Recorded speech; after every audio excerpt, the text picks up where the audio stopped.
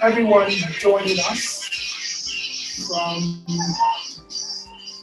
your homes, your television sets, your laptops, and your phones, friends and family and colleagues, mentees, and mentors of the author of this great book, Vincent Adioba. My name is Oluwaseun Joshua Ayanshola, and those of you who follow me very actively on social media and know me as Sage, today I will be anchoring this book launch, and the book reviewer is with us.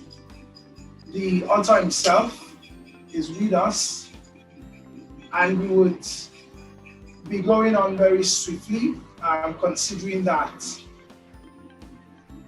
this is an august occasion. Gentlemen,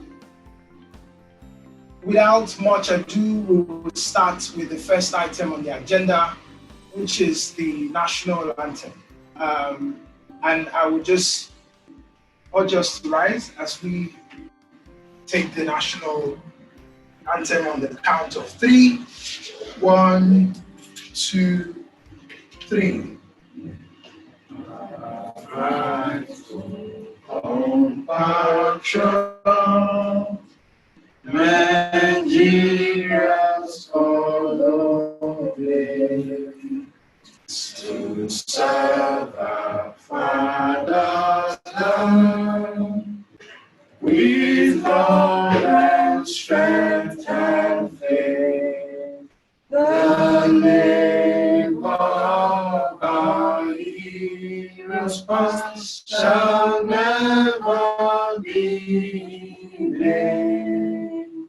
To serve without a mind, one nation bound in freedom, peace and unity.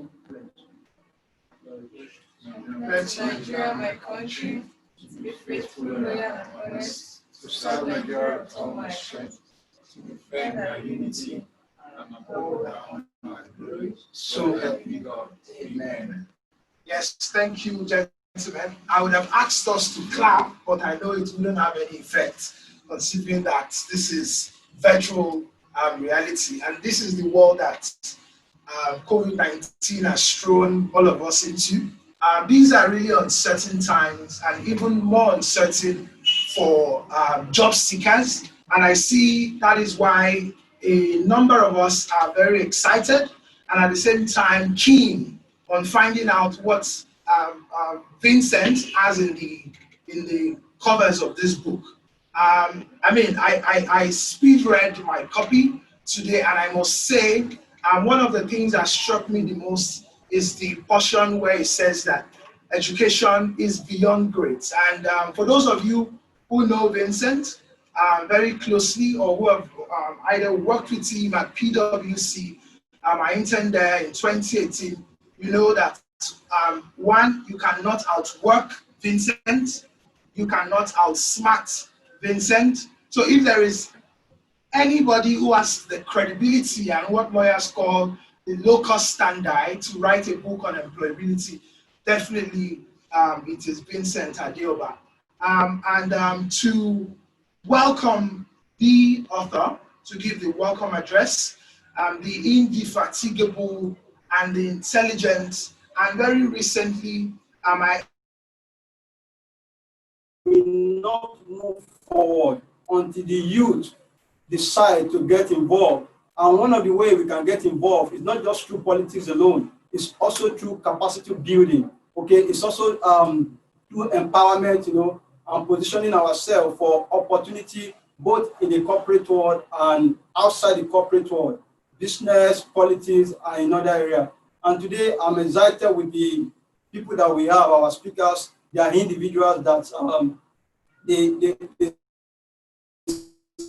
started so early, and today they are doing amazing things, not just in their career, but also in the society at large.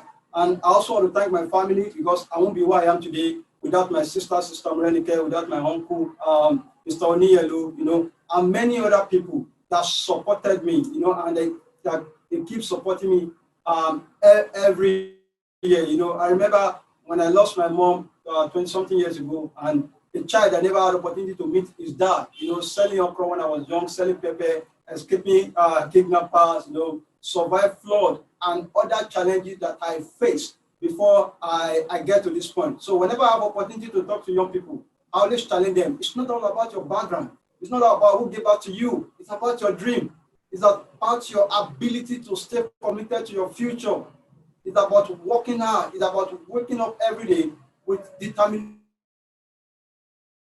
with sense of responsibility. It's about deciding not to take anything as an excuse not to achieve your dream. So to many of you that have joined us across the world today, my message to you is simple. We must be committed to the change you want to see, and the change must start from your own life. There's no way you can help others to achieve their dreams if you as an individual, you are not living your dream. And once again, I want to thank each and every one of you for joining. We also have a lot of people that join on Facebook, and here we have people here too on Zoom. Once again, I decided not to allow the situation of things to determine my dream. I know there's COVID. I know there are challenges outside there, but I said this will never be an excuse for me. I still decided to go ahead and publish this book after speaking with my mentor. I said, come on, go ahead. There's no excuse. You can still do this. And today, this is history. This is the first time I'm right that a book is being launched virtually in this part of the world. And this should be an inspiration to all of you that join. There is no excuse for failure. And whatever you decide that you want to become, I want you to know today that you have the ability, you have the capability, you have the potential. And together we shall make Nigeria a better country. Thank you so much. I really appreciate it. Thank you so much, Vincent. Again, I would have asked us to put our hands together for Vincent, but it would have no effect. And I saw Vincent's, and I think it was Olayinka Oyetunji who posted on LinkedIn yesterday, and words on marble, Vincent called it, that one can only be stopped by what one allows. And I, in fact, think this is an opportune time. In fact, there is no better time to write a book about employability than now. Many job seekers think it's uncertain to get employment this period. A lot of employers are placing embargo on hiring, and it is even more difficult to get employed these days. So there is, and like Vincent wrote in the book, the emphasis now goes beyond grades. There is more emphasis put on value creation, more emphasis placed on skills, more emphasis placed on education rather than just the grades that you make out of school. And education is not just formal education anymore, as Vincent, of course, expertly wrote in the book. Of course, I am not a book reviewer, so I would not, steal the show from the book reviewer himself. The book reviewer is Dr. Akomuje, who is a lecturer at the great Obafemi Awolowo University. And like Vincent usually says, that there are two universities in Nigeria. There is Obafemi Awolowo University and the rest.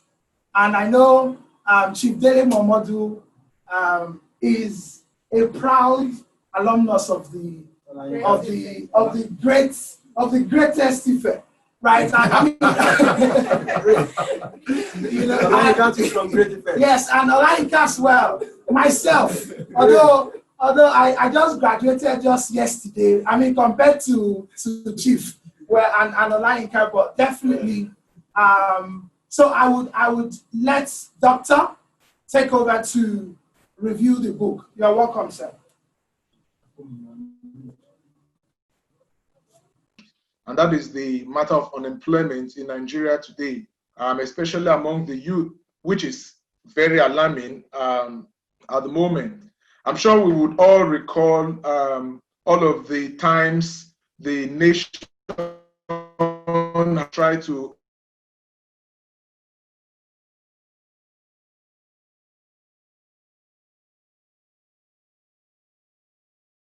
employ people in imbroglio between the National Assembly and the Minister of State for Labor and Productivity over recruitment of 774,000 people. Yeah, this is the nature our country currently is with respect to unemployment. And for me, when Vincent asked me to review this book, this became very important for me to mention.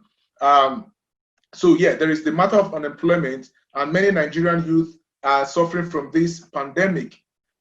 This has now become a reality around us, and it's sad that if the government or if institutions are not doing so much to help this situation, what Vincent tried to do with his book is to get youths, individuals, to begin to think of ways out of this current pandemic. So, as I have on this slide, as an undergraduate, Vincent said that there are several productive activities and great opportunities that you can engage in and you can harness.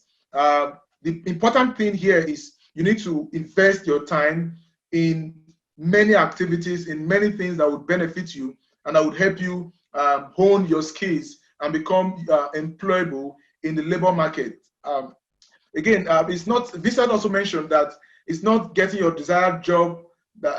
Not getting your desired job is one of the challenges you will face when you leave school, outside school, and challenges are not overcome by being reactive. You need to know the right strategy to put in place in order to achieve your goals. But this, of course, the author was trying to make us understand that many people are not employable, not because they don't have the desired job, but because they are not adopting the right strategies. They are not adopting the right methods with which they can get employed. One important thing that Vincent mentioned in his book is the fact that this is the time to start. Time, he said, is everything. And of course, you will agree with me that time is an important resource for people who are looking for a job, for people in school, for people who are even here to get into school. This book tries to help us understand the importance of time as a resource that you need to become employable. He said time is everything, and the earlier you start investing your time towards the future you want, the better your chances of achieving your dreams. Vincent also makes us understand through his book that you need to do something. There are so many things that you need to do. There are so many opportunities out there. You cannot sit down and be laid back. You need to do something. You need to do anything. Of course, if you read the book, you will find out the part where Vincent tried to make us understand that he had to do menial jobs or menial trades to get by and by. And today, the rest is history. Of course, you will read in the book his account of how he sold okra on the streets of Lagos and how he sold petty things in the hostel at ETF while he was on campus as a student. And of course, that little thing he did became something big. There are a number of employability skills Vincent mentioned in this book that I think that we need to emphasize here, that I think that many young people out there need to begin to focus on. Some of these skills are here. He talked about the ability to work with team. Many of our young people today they don't have the team spirit. They can't work in team. You need to also have good management skills, good presentation skills, good decision-making skills, good interpersonal skills, and a number of skills he mentioned. But let me add this to it. There are a number of skills also here that the book will expose us to. Problem-solving skills, communication skills, self-management skills. I've mentioned teamwork, creativity. Now, this is COVID. There's currently an economic meltdown, and there's currently going to be a global recession or a global economic downturn world over. Your creativity will mark you out, will distinguish you. So these are some of the skills that Vincent has mentioned in his book. There's also the digital skills. I keep telling young people that if you are not savvy with respect to digital skills, I don't know what you are going to be doing in this age and time. So these are some of the skills that Vincent exposed us to through his book. He also said that you need to have it in mind that there are a lot of things you can do on campus that will give you an advantage over others when you graduate. As an educationist, I believe very strongly that formal education is a scam if you do not know what to do with your time on campus. If you are in school, or when you are in school, you are not investing your time on informal skills or non-formal activities, trust me, you would be missing the point, because you would only go through school with a first-class degree or with a second-class upper degree. But if you don't have the requisite skills, trust me, you cannot stand out. You cannot be employable. Yeah, so we also have here the importance of and essentiality of the delicate but vital balance between education and employability. So yeah, Vincent was trying to tell us that there is a balance between being employable and being educated. So yes, he talked about the matter of the employability skill or the educational skill as giving you, educational skill will give you, of course, what you require to get a job sometimes. It will give you the class of degree. It will give you some of the skills that you might need to get a job. But it is your employability skill that will make you secure the job you want. People today are employed, but they are actually underemployed. You will be underemployed if you don't have the employability skills for the kind of job you really want. So these are some of the things Vincent put to us in his book. And he talked about you need to understand that in this era of technology, what your first class or second class upper grade can do is to get you a job. Delivering value on the job will be determined by the skills you have developed. So you may have first class and you get a job because you'll be qualified for the interview. But your staying on that job and your rising on that job will greatly depend on your employability skills. Let me quickly say here, as Vincent mentioned to us, that employability skills is not only going to get you the job, it's also going to keep you on the job, because employers actually want to be able to retain you if you have those skills that they require. Yeah, so we also have Vincent telling us that you always have the courage to follow your own voice, and the courage to choose happiness over wealth and fame, the courage to choose your uniqueness over conformity, and the courage to know that your voice is your power. So these are some of the very key points Vincent tried to make us understand in this book. Yeah, also we find out from the book that the more people you can build important and positive relationships with will determine your success. Many people today, I don't know, can you hear me? Can you still hear me? Hello, can you hear me? Hello, can you hear me? Okay, so people are not building relationships. Relationships are very important. So Vincent tried to make us understand that there is the importance of internship also. People don't want to get trained through internship. People are lazy today. So these are some of ways you can build skills for yourself. And of course, he said that opportunity is everywhere. All you just need sometimes is to just open the door and you see opportunities. Also, you can work with people to build skills. And one of those ways is through internship. Vincent also mentioned the matter of mentorship. If you are very conversant with Vincent, you will discover that he is always very strong on mentoring. You always hear him talking about, my mentor said this, my mentor advised this. So people nowadays need to build mentors, not mentors that will become tormentors, but mentors that will lead you to achieving your desired goals. All right, so yeah, mentor-mentee relationship is important skill that you need to build, that this book has told us. So yes, this is it. Vincent said that whatever your dream after school is, that you should please just go for it. And if you go for it, you can then confidently say that, hello, I am employable. Thank you very much for listening. Thank you so much, Doctor, for that excellent review. I know we are quite pressed for time, but you did an excellent job notwithstanding. I don't think even the book reviewer is exempted from launching the book. So the book reviewer can also launch the book, I am sure. And Doctor is smiling. And gentlemen, I think from the review, it's obvious that Vincent did an amazing job. Some of the issues treated, I think, in my opinion, would start your journey to employability.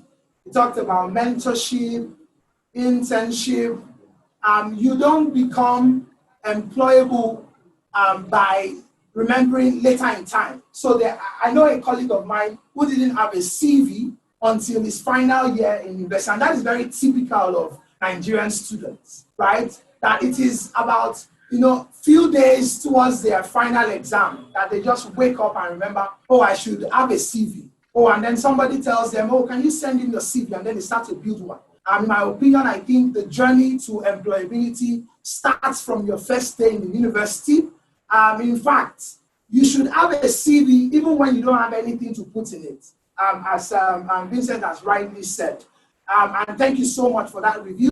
So without much ado, we'll be going on to the next speaker. I follow her very actively on LinkedIn, and those of you who do know that she's constantly and consistently dishing out value through our LinkedIn page. And she's worked across sectors. She's worked in the oil and gas, and presently she is a manager at one of the most reputable brands in the world, Ernst & Young, and she is also the convener of the Clean with Olayinka initiative. I'm sure you already know her, so Olayinka is someone who needs no introduction. So I would then welcome Olayinka for a short presentation on the book, after which she would generously launch the book. Gentlemen, please welcome Olayinka. So I think we lost Olayinka, so we would have to move on to the next presentation and hope that Olayinka joins us shortly. Next on the list will be the mentor's mentor, like we call him. Victor is a mentor to many of us, but even Victor has a mentor. And even Vincent has a mentor. And the mentor's mentor is none other than Taiwo, who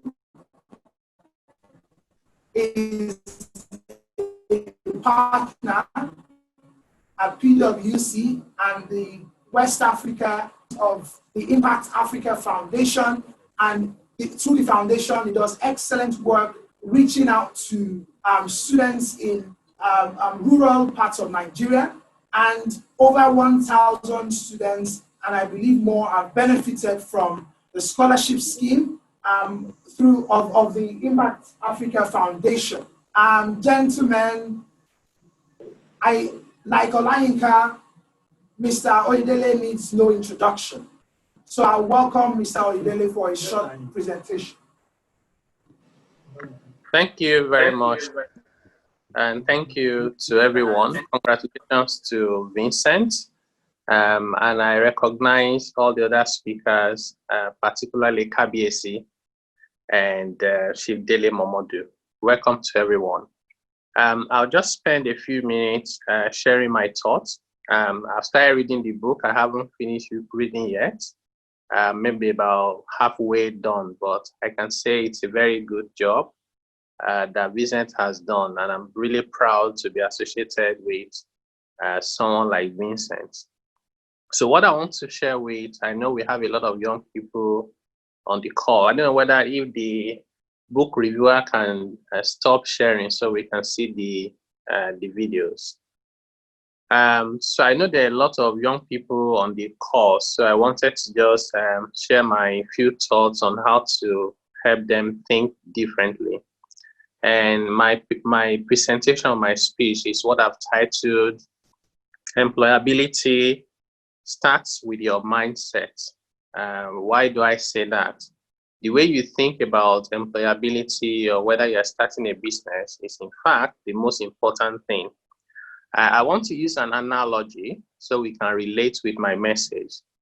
And that analogy is that in our day-to-day interactions, we have three categories of people. Number one are the people who treat others as they like.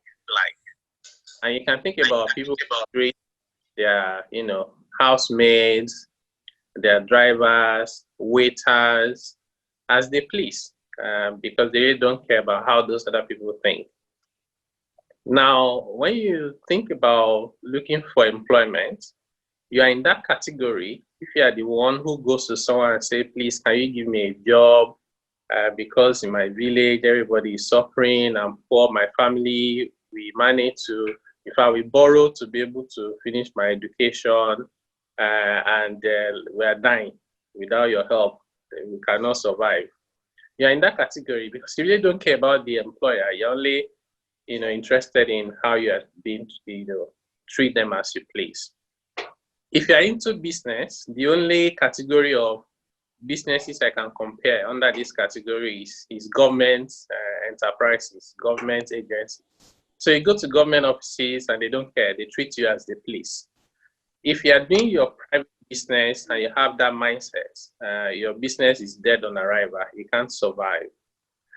Now, the second category by the way, this first category I told you about, my estimation is that about 70% of the population are in that category. They treat others as they please.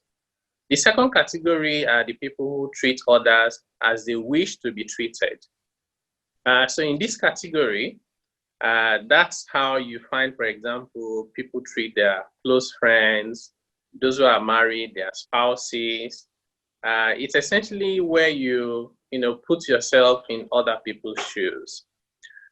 For those who are doing businesses, this is where you find majority of businesses.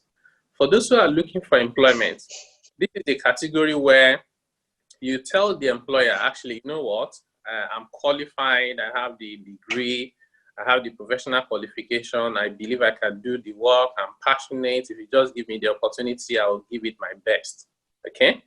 And that is the category 2. In this category, I would estimate that we have maybe somewhere around 29%. Here's the news. Many people think that this second category is the best, but it's not. It's the average category. The first category I told you is below average. This second category is average. There's something better than that. That category is to treat people as they wish to be treated, right? Not the way you wish to be treated, but the way those people would like to be treated. Let me give you a good example here. If you have, for those who are parents, if you have a baby, if you have a 2-month-old baby, you don't treat the baby how you wish to be treated because the baby doesn't care. The baby wants to be treated the way it wants to be treated. And if the baby doesn't get the treatment that it wants, it will continue to cry. Now, in this category, for those who are looking for employment, is a category where you invest the time to learn and understand about the employer. What are their priorities? What are their pain points? What's important to them? What are their competitors doing? What can they do to outcompete their competitors? And then you go there with insights. Someone has sat before me at an interview before, and the guy said, well, I've looked at you guys, I checked out, your website, your social media accounts, you're doing great, but here's what you can improve. And I was so surprised. It was the first time, anybody will say that to me. I said, well, tell me about it. And the guy opened the website and was pointing out issues, and it was making sense. And I was so impressed, that someone could actually look at a company that is so big, and so powerful like that and say, well, I can help them get better. So the reality is that every single person on earth needs help. So whenever you're approaching people, think about how can you be of help to them. In fact, from the president. So if you think about President Buhari today, he needs so much help. It's unbelievable. But 99.99% of people who go to him are asking him to help them, and very few people are offering to help him. If you are finding a job and you can develop this mindset of I want to help my employer, and you demonstrate it, you will not even be in the labor market for weeks. Everybody wants you, and we don't have enough of you in Nigeria. So my admonition to people today, especially the young people, is to start developing that mindset of wanting to help, of wanting to add value to your employer as much as possible. You have to develop, you cannot give what you don't have, which means develop the right skills. And like Vincent said, it goes beyond the grade. Even when you make standards work to help the girl. Right? So you have to, There was no way to free her dress. okay, so we're back.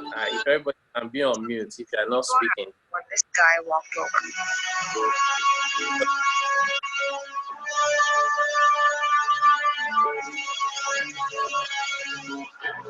All right. So if you have to, you cannot give what you don't have, which means you have to be deliberate in trying to acquire the skills that you need and the experience that you need and demonstrate it. Many of us are waiting for when you get a job, in a bank or multinational oil company or consulting firm, whereas you have your uncle, you have your mom, you have your dad, you have your auntie who is selling bread. Some of them are doing small businesses. They have no accounts, and you're an accountant or accounting graduate. Why don't you start by preparing one for them so it goes on your CV that you help a small business design their accounting system?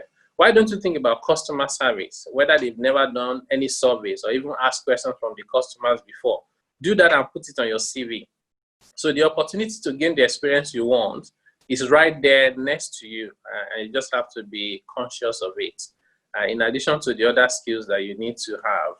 A lot of young people also have misplaced priorities. So Hush Puppy has been very popular in the news for the wrong reasons these days. And it was the first time I paid attention to him.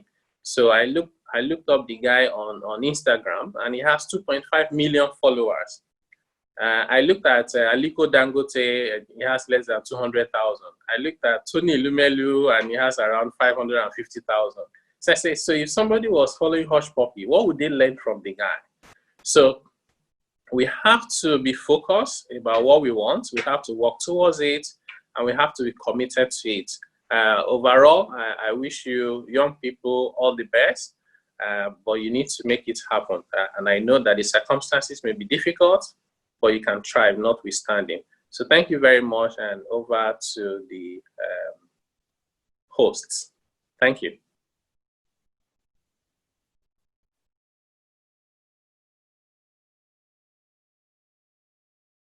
Thank you so much, Taiwo, for that brilliant presentation, as always. And I think what stands out for me, and I'm sure for everyone, is that as a job seeker or even as an employee in your employer's employment, that you should have a value-adding mindset.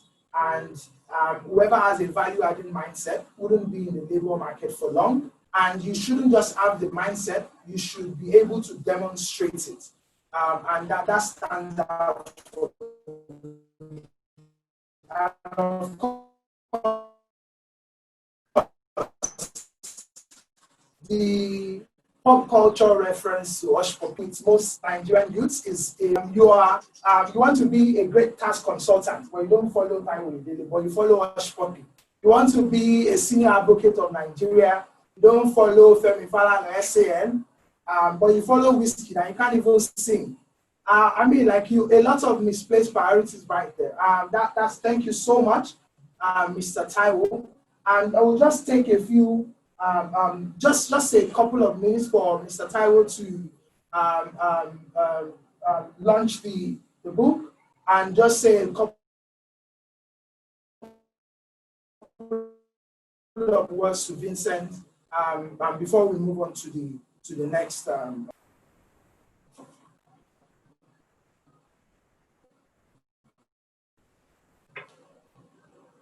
Okay, thank you.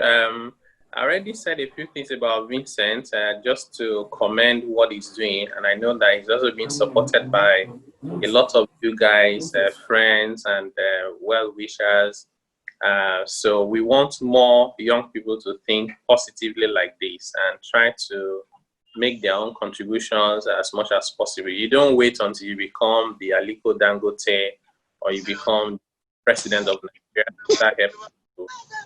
You find that as you go along your journey, you take one or two or three people along with you, and that way we're all more fulfilled as a society.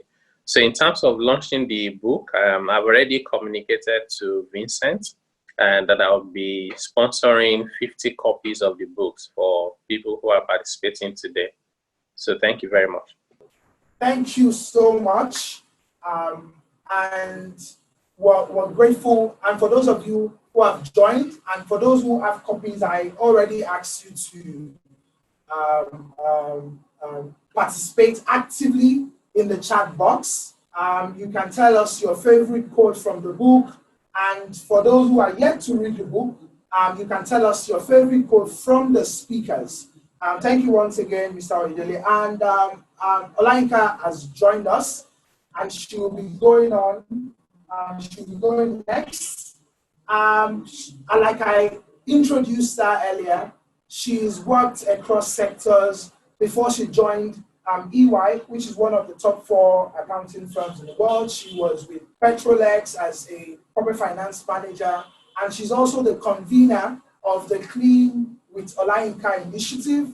She's a financial consultant, and she's going to be, like she regularly does on her LinkedIn page, she'll be doling out some words of wisdom. So we will not leave her today. Ladies and gentlemen, please welcome Olayinka. Good evening, everyone. Thank you very much for the opportunity. I really want to appreciate the speakers that have spoken before me, Dr. Paul and Taiwo Oyedele.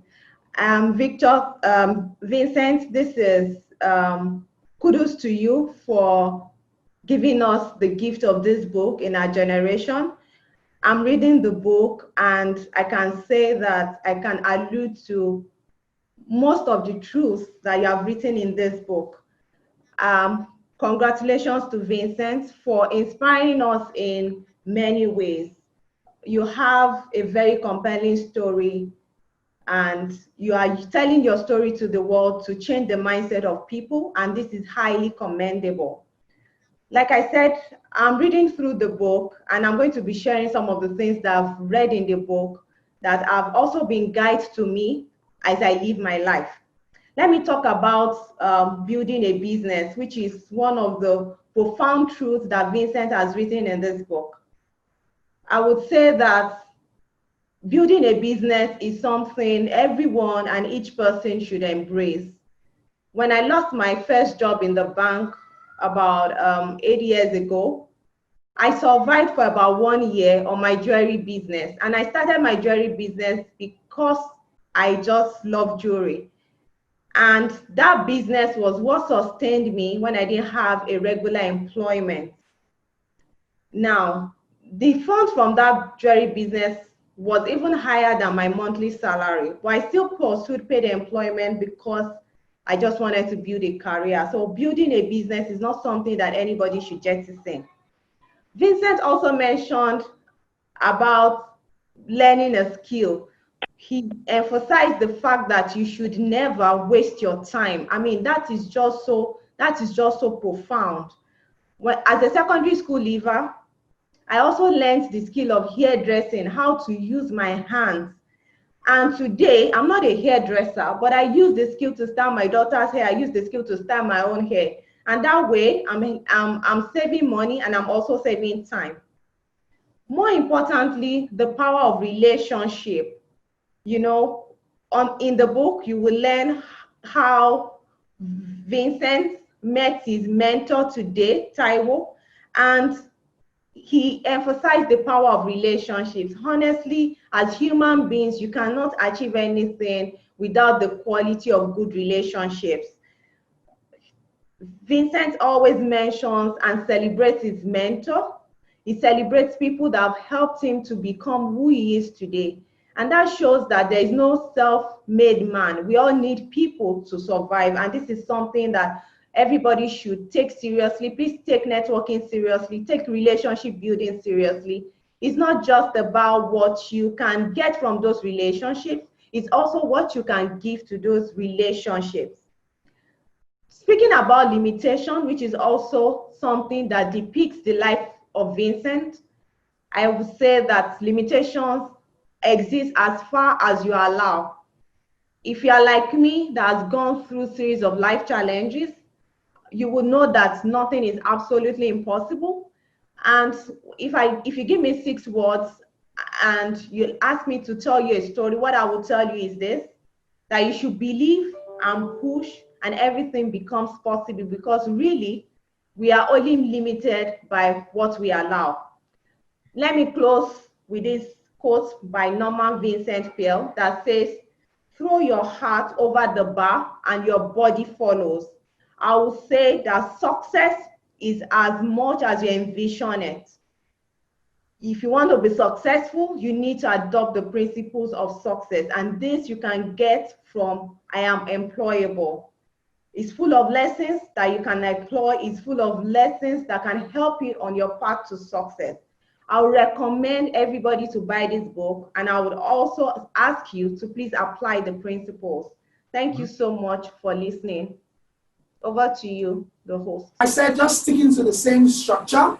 We would like you to speak to the book and then to launch the book by support the book by launching it. Yes. Oh, okay. Sorry, I didn't get you. Yes,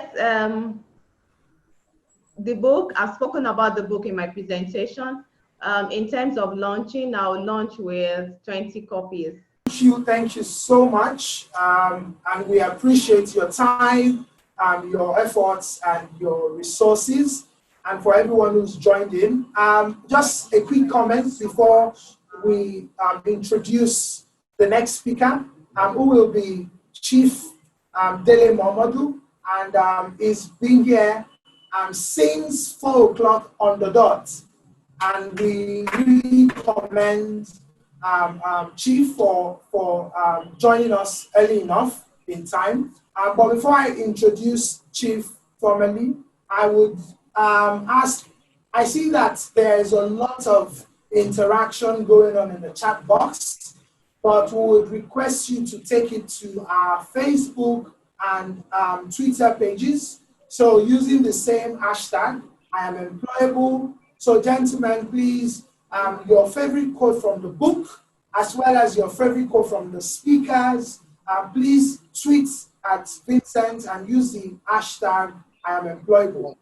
So our next presenter is the CEO of Ovation magazine. And like he said in one of his recent interviews, that his strategy is to build a brand, around Ovation, just like Richard Branson builds a brand around Virgin Atlantic.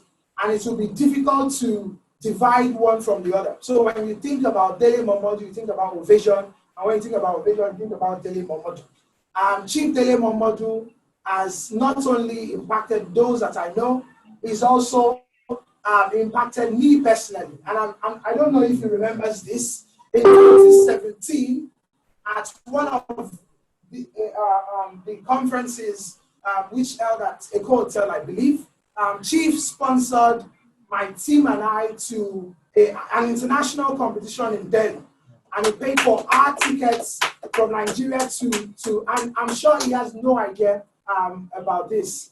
And that's to show how generous and how kind he is. So, ladies and gentlemen, welcome Chief Dele Momodu. Wow, that's a great revelation. Well, let me start with the usual protocol. My dear Kabiyesi, Oba Adedokun Abolarin Aronikeye the First. I salute Kabiyesi, distinguished ladies and gentlemen, all the speakers are well recognized and acknowledged. Let me salute especially the author of today, Mr. Vincent Adeoba, who was introduced to me by Kabiyesi, my own Kabiyesi, the man who gave me my biggest title of Passion of Okela Orogun. It is not easy to be an author. I am a writer. I've tried to write so many books. Time and maybe discipline will not allow me to do so. But I have a few books. People are asking, and I think the author should speak to this somewhere along the line, where they can get the books. We are live right now on my Instagram page, So if you're on Instagram, you can see us live. I've been carrying it from the beginning, and I will be uploading it after. So we're live on Instagram. If you follow Dele Momodu Ovation, it's just one name, Dele Momodu Ovation. You'll be able to watch us live on Instagram. I've also asked the Ovation Television to connect us live on Facebook, Twitter, and YouTube. Femi, I hope we have done that. Okay, so we should be live on Facebook, Instagram, and YouTube simultaneously. So thank you so much. As I said, I would like to congratulate Mr. Vincent Adeoba for a job well done. I respect self-made people. If you read the most interesting, the most exciting stories anywhere in the world, it's always about self-made people. Grass to grace stories. When it is grace to grass, please, God forbid bad thing. Let's pray for it not to happen to any of us. So I congratulate you. I got something which Kabiesi sent to me, and if you don't mind, if you permit me, I would like to read what actually got me interested in this gentleman and his project. It says, I never met my dad. I lost my mom at age 4. I lost my grandma at age 5. I hawked bread at age 6. I started primary school at age 7. I ran away from home at age 7. I became a trader at the market at age 8, where I sold okra, pepper, vegetable, garden eggs, tomatoes, gari, fish, and others. I escaped kidnappers at age 9. I survived flood at age 10. I was called a dullard at age 11. I wanted to drop out of school at age 12. I failed WAEC at age 19. Despite the odds, currently a tax consultant at PwC, a graduate of management and accounting from OAU, Great Ife, a former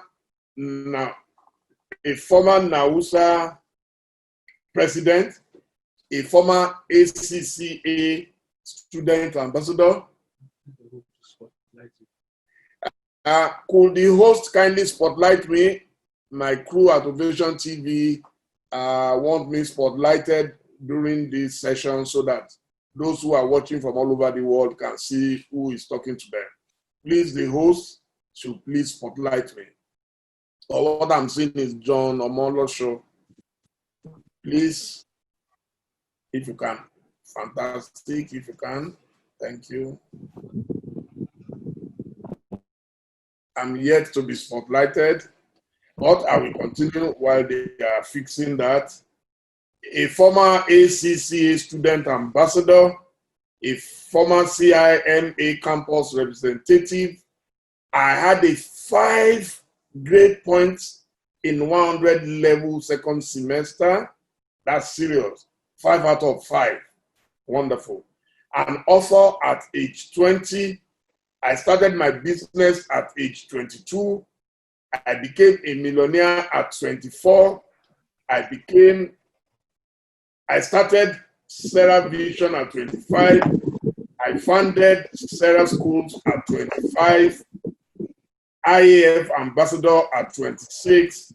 Won Lagos NYSC interplatoon debate at 26.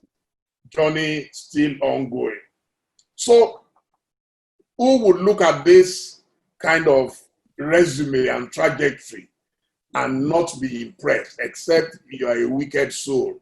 Who would see this and would not want to support this project, except a wicked soul?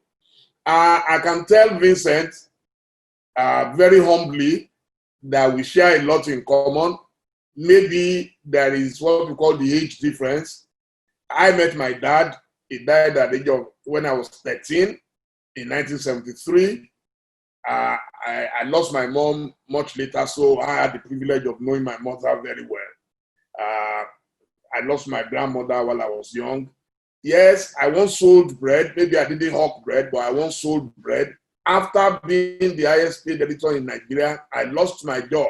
You see, there is a tiny line between success and failure. You can drop from the pinnacle of the temple and you meet yourself at point zero.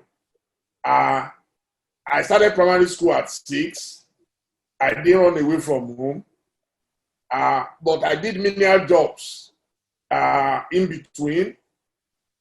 Yes, I escaped kidnappers before at 13. Some people tried to kidnap me, but this was a family issue because my father died and some people wanted to take me over and all that. So I was called a dullard, yes, because in my WAEC exam, I flunked the most important subjects, F9 maths, F9 chemistry, F9 biology.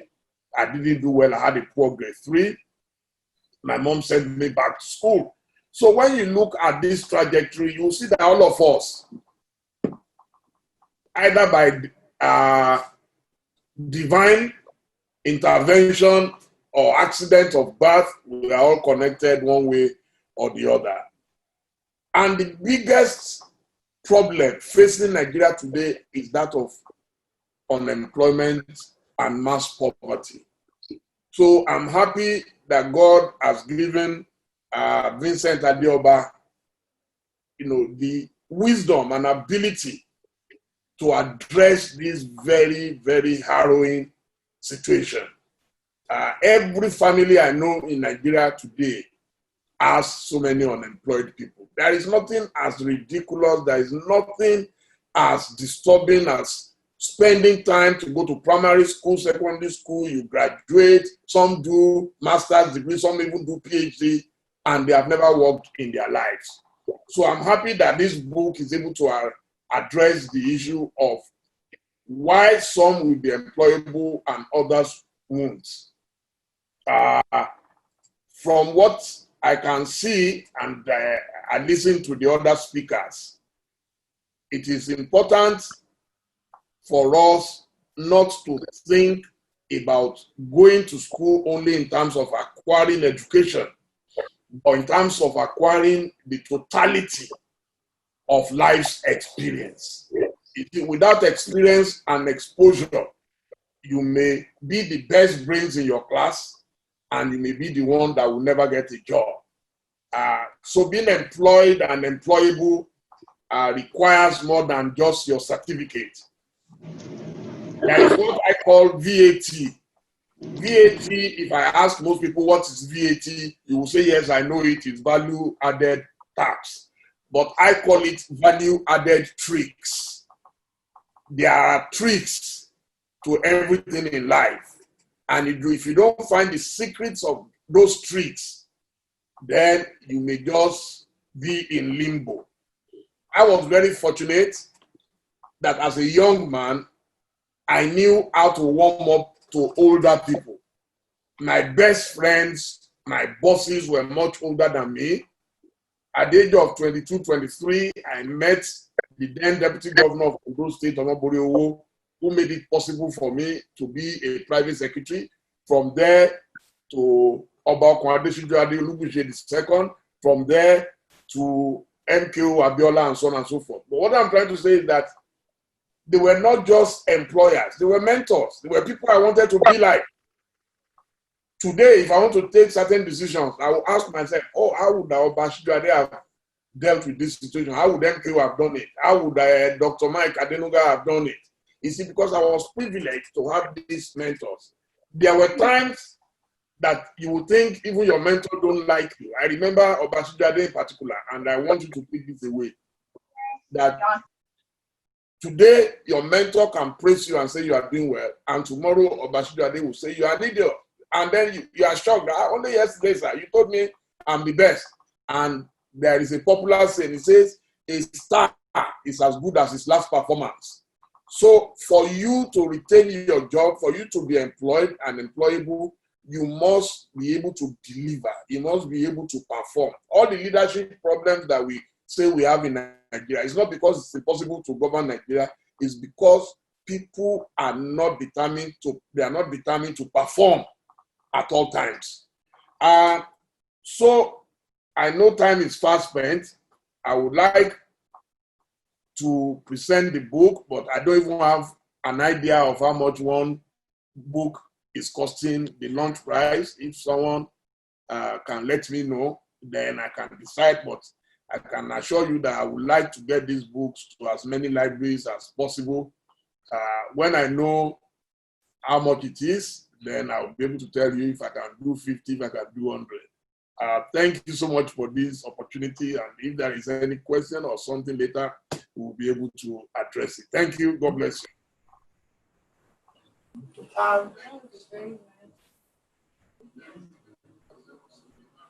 Thank you so much, Chief.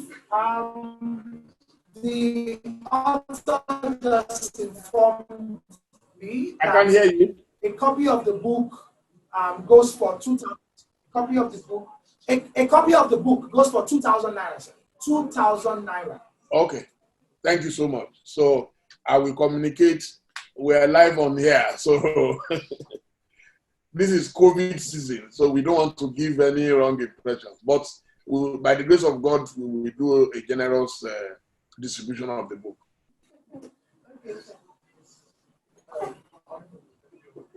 Thank you so much. I got a couple of things from Chief's session, and I think the first thing, in my opinion, is that Vincent's story resonates with so many of us. You know, from the old, the young, and I think even more importantly, what he has suggested in the book is a change of mindset.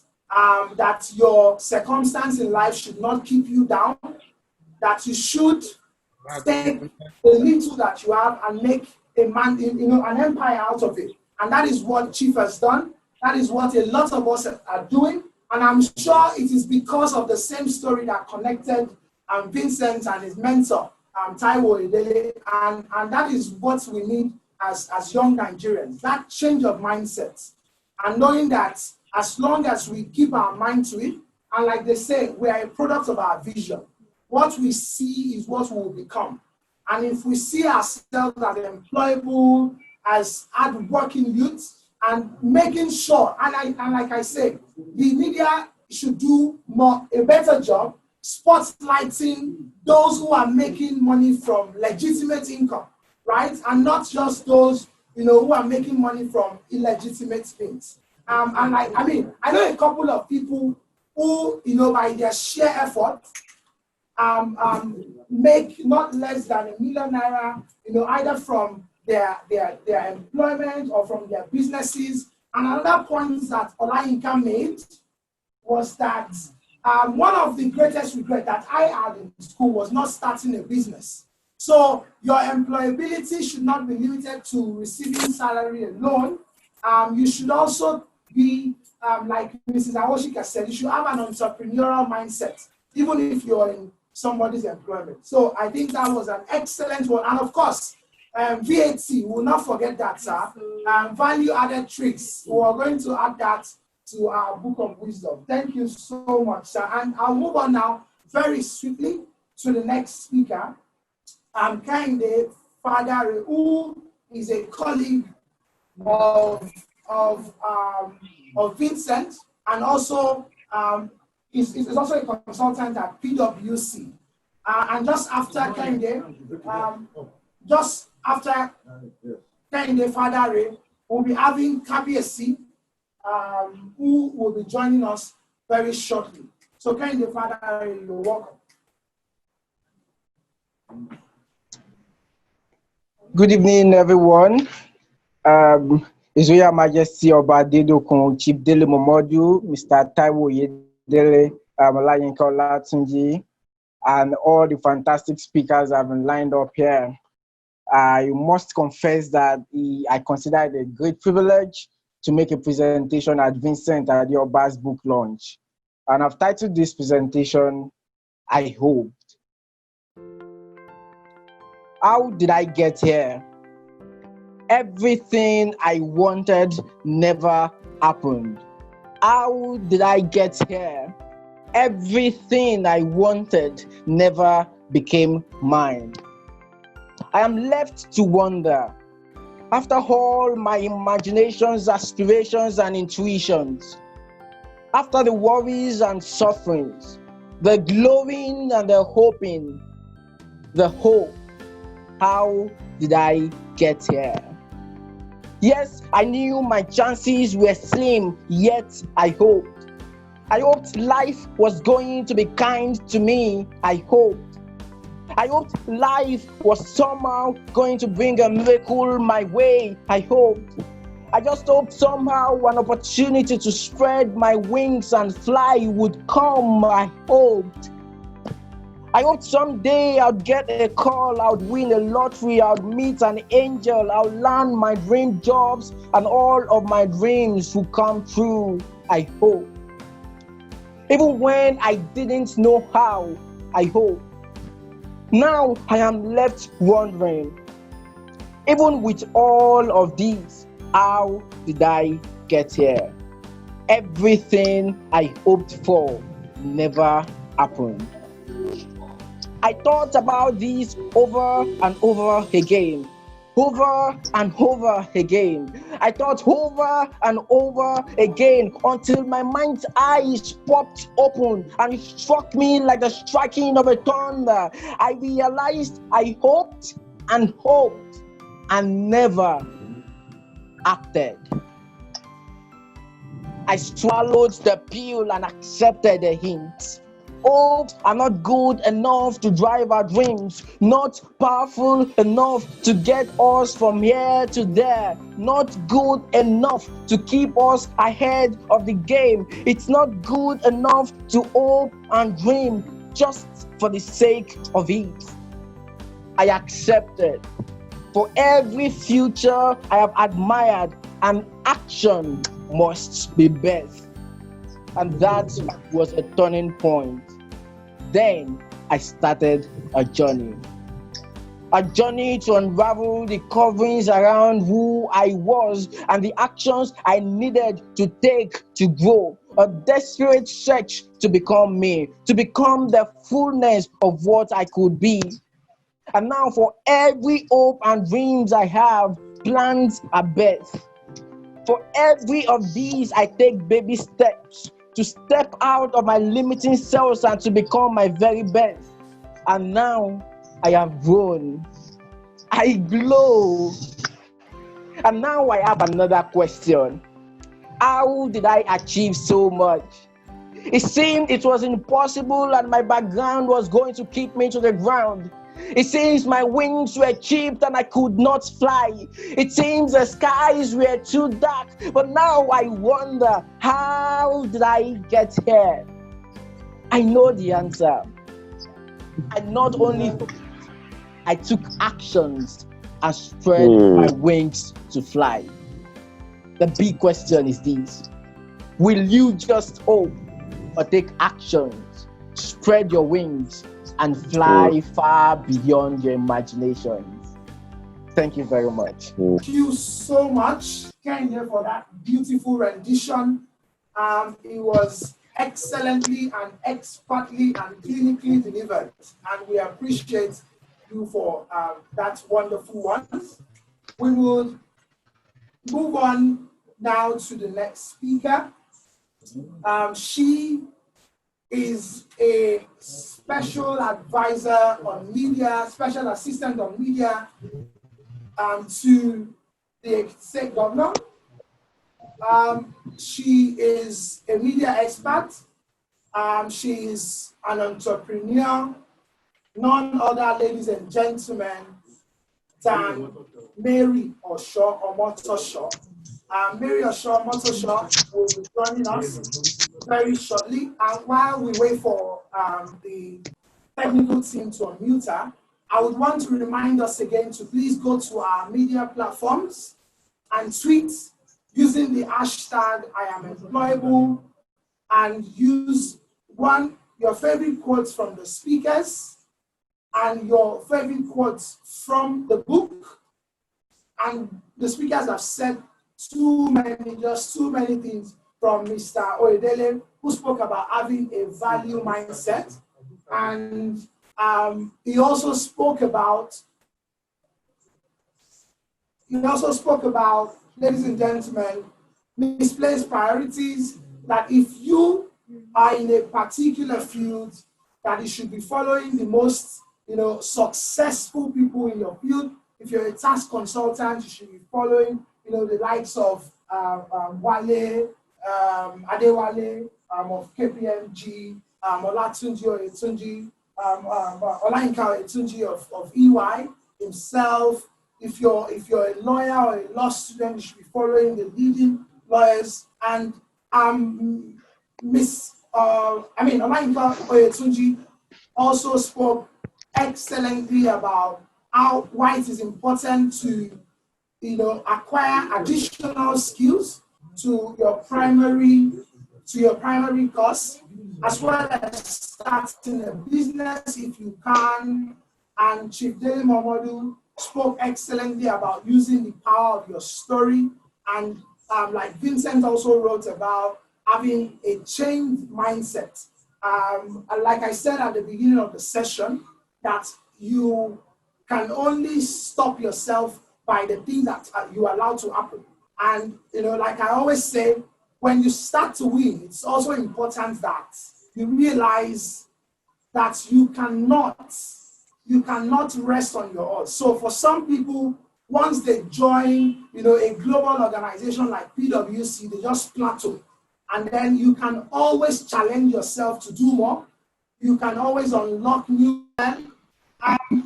Sorry for that little technical glitch. We would be rounding off shortly. We still have up next the special assistant of media to Ekiti State Governor, Mrs. Mary Otosho. She is going to be presenting next, and after which we have Professor Abayami, and KBSC himself will be coming up. Mrs. Otosho now, and she's going to be presenting for the next 10 minutes. I don't know if you can hear me. Sorry, the network is unfriendly around this place. I want to use this opportunity to congratulate Vincent on this achievement. And of course, this is very laudable. I must applaud you for this. It's a great step. It is very important that hello, can you hear me? It is very important that I state that Vincent and I have never even met physically before. We have planned on several occasions to meet, but then something happened and then we couldn't meet. So this tells you how social media has added one or two advantages to our existence. So he told me I will be speaking about my experience in politics as a young person and as a woman. I'm sorry for dragging like this. I'm a bit under the weather, but then we are okay. So as a young person in politics, Nigeria politics at that, I've come to realize that first of all, you need to define yourself. You need to define your objective. You need to define why you want to join them. And then you need to get your own vision right. I said earlier on my page on Facebook that if we all say politics is a dirty game, why not hopping and change the game? You can change the game and still not get dirty.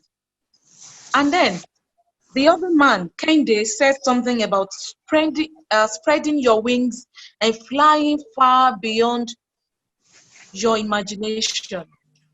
Now, I want to tell you that in politics as well, you can achieve this.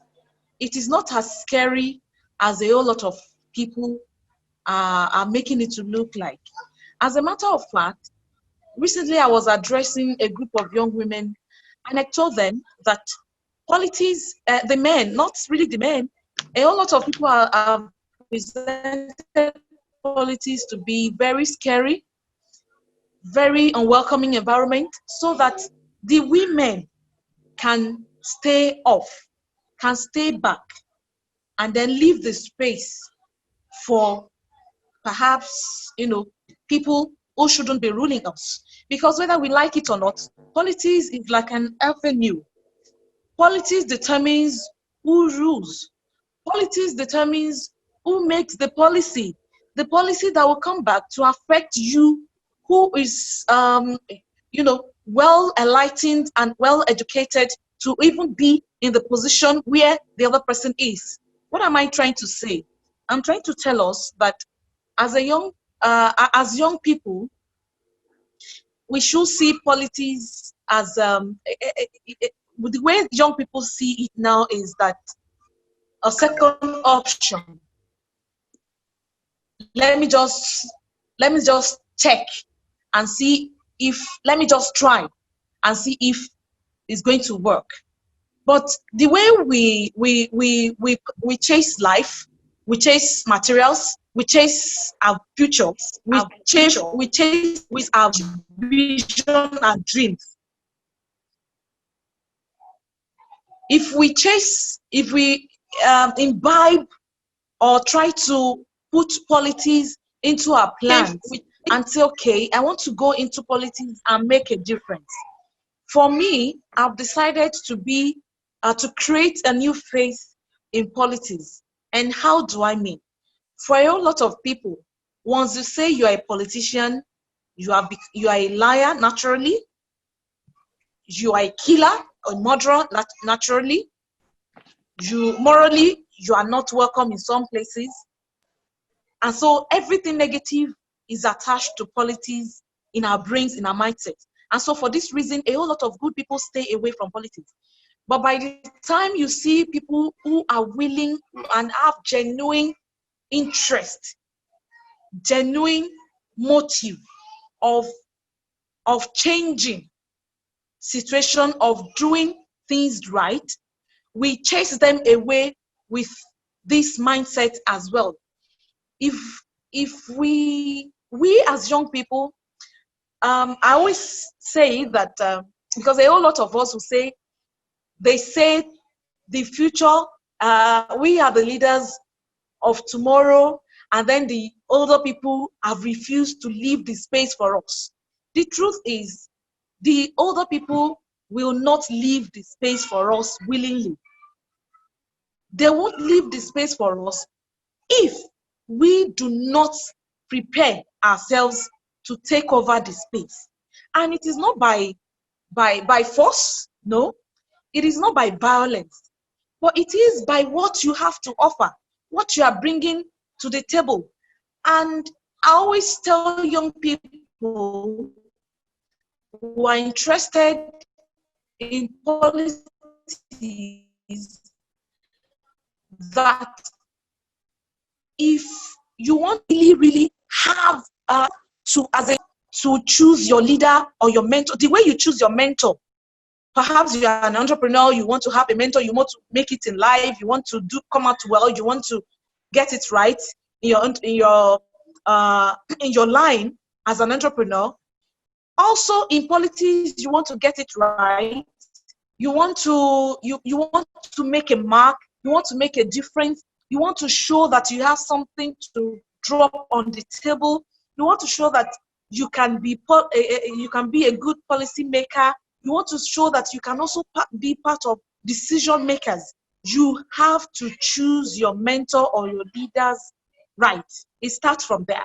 First of all, you need to choose a leader who is youth friendly. a whole lot of people ask me why it took me long to really venture into politics. In Ekiti, politics is very, very peculiar. It is very, very dynamic. It is very, very interesting, if I may put it like that. And at the same time, it is funny. And so I said, it is because I sat down and I said to myself, the present governor that we have, Dr. John Kayode Fayemi, is a youth-friendly governor whom I can really tag along with. So I decided to join him. I decided to be part of his vision. I decided to be part of his followers. I decided to be part of his disciples. And so from there we started. And so when it came, you know, when he looked around, you know, to saddle people with certain responsibilities, you know, I was lucky to have been called upon to come and serve as a special assistant on media. There are several young people in this government who are holding very critical key positions in this government and are making great impact that are going to affect even the young people as well, because only the young will understand how young people feel and what the young people really need, truly need. And so we have been able to set the pace here, and then we have been able to also put out a whole lot of policies that will make the environment friendly to young people. And so if I'm talking about Ekiti State, for example, I don't know about any other state, but here in Ekiti State, and for the fact that young people are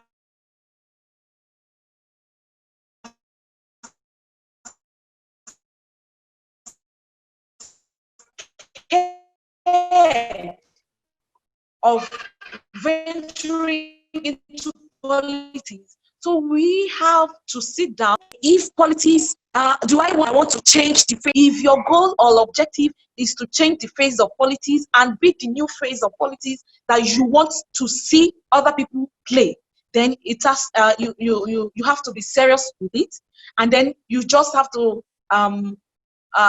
bring in your own personal core values. Now, another thing that I did, or that I am doing, is to allow my personal core values to guide me. My core values are integrity, honesty, professionalism. I'm a professional media expert. And so no matter what, anything any assignment I'm given, I let these principles, I let these values guide me. So there is no way. Of course, temptation might want to set in, you know, different voices might want to come in to give you this advice, to tell you, no, this is how it is being done. No, you can't be different from others. You can't be this and that. But the moment you realize that you have a mission yourself, the moment you realize that you have to allow these values, these core values to guide you, the moment you do not drop these core values, then you will overcome whatever temptation that might come or that might want to push you into jettisoning your core values. And so the first thing is to choose your leaders right.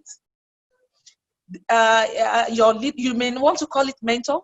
You have to choose right to ensure that whoever you are following is a youth-friendly leader, so that that person will see the potentials in you and not feel threatened. Instead of feeling threatened, he will feel honored to have you, to have such capacity, to have a personality with such capacity in his circle as his follower. So you have to choose your leaders right. And again, the second thing is that you have to bring in your core values. Your core values, if you don't have one, trust me, you can't survive politics. You have to have your own core values before you jump or venture into politics. And so by the time you have your core values, these values will be your guide. In your conduct, in everything you do, these values will be your guide, and then you'll be able to tell yourself that, oh, I am doing it right. And again, in governance, as a young person, you have to prove your worth. Don't just stay there because you are young and then they should give you the slot to be part of decision makers. Hello, can you hear me? Hello? Yes, We can hear you. Okay. So you don't just sit down. A lot of young people sit down and expect them to be called upon to be part of decision makers or policy makers. No, it does not work like that. You have to show your worth. You have to showcase yourself. And showcasing yourself doesn't mean that you have to involve in thuggery. A whole lot of young people,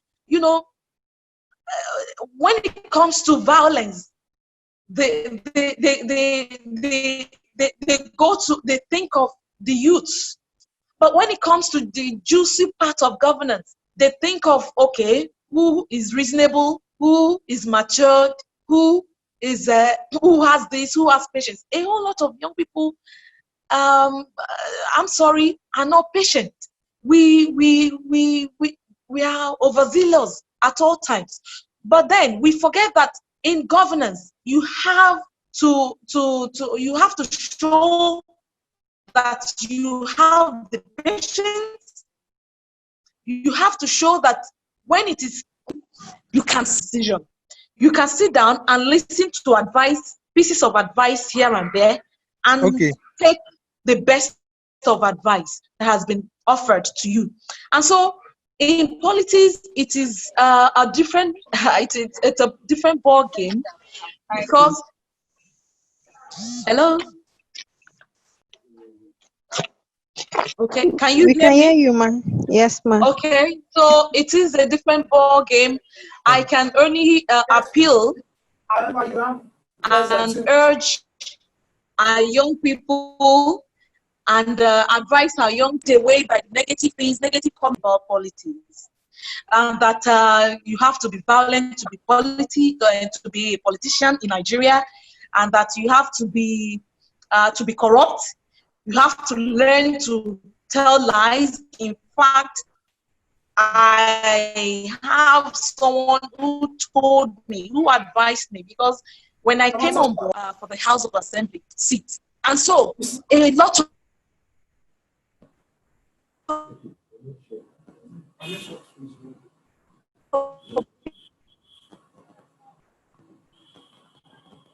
people would come to me and tell me, no,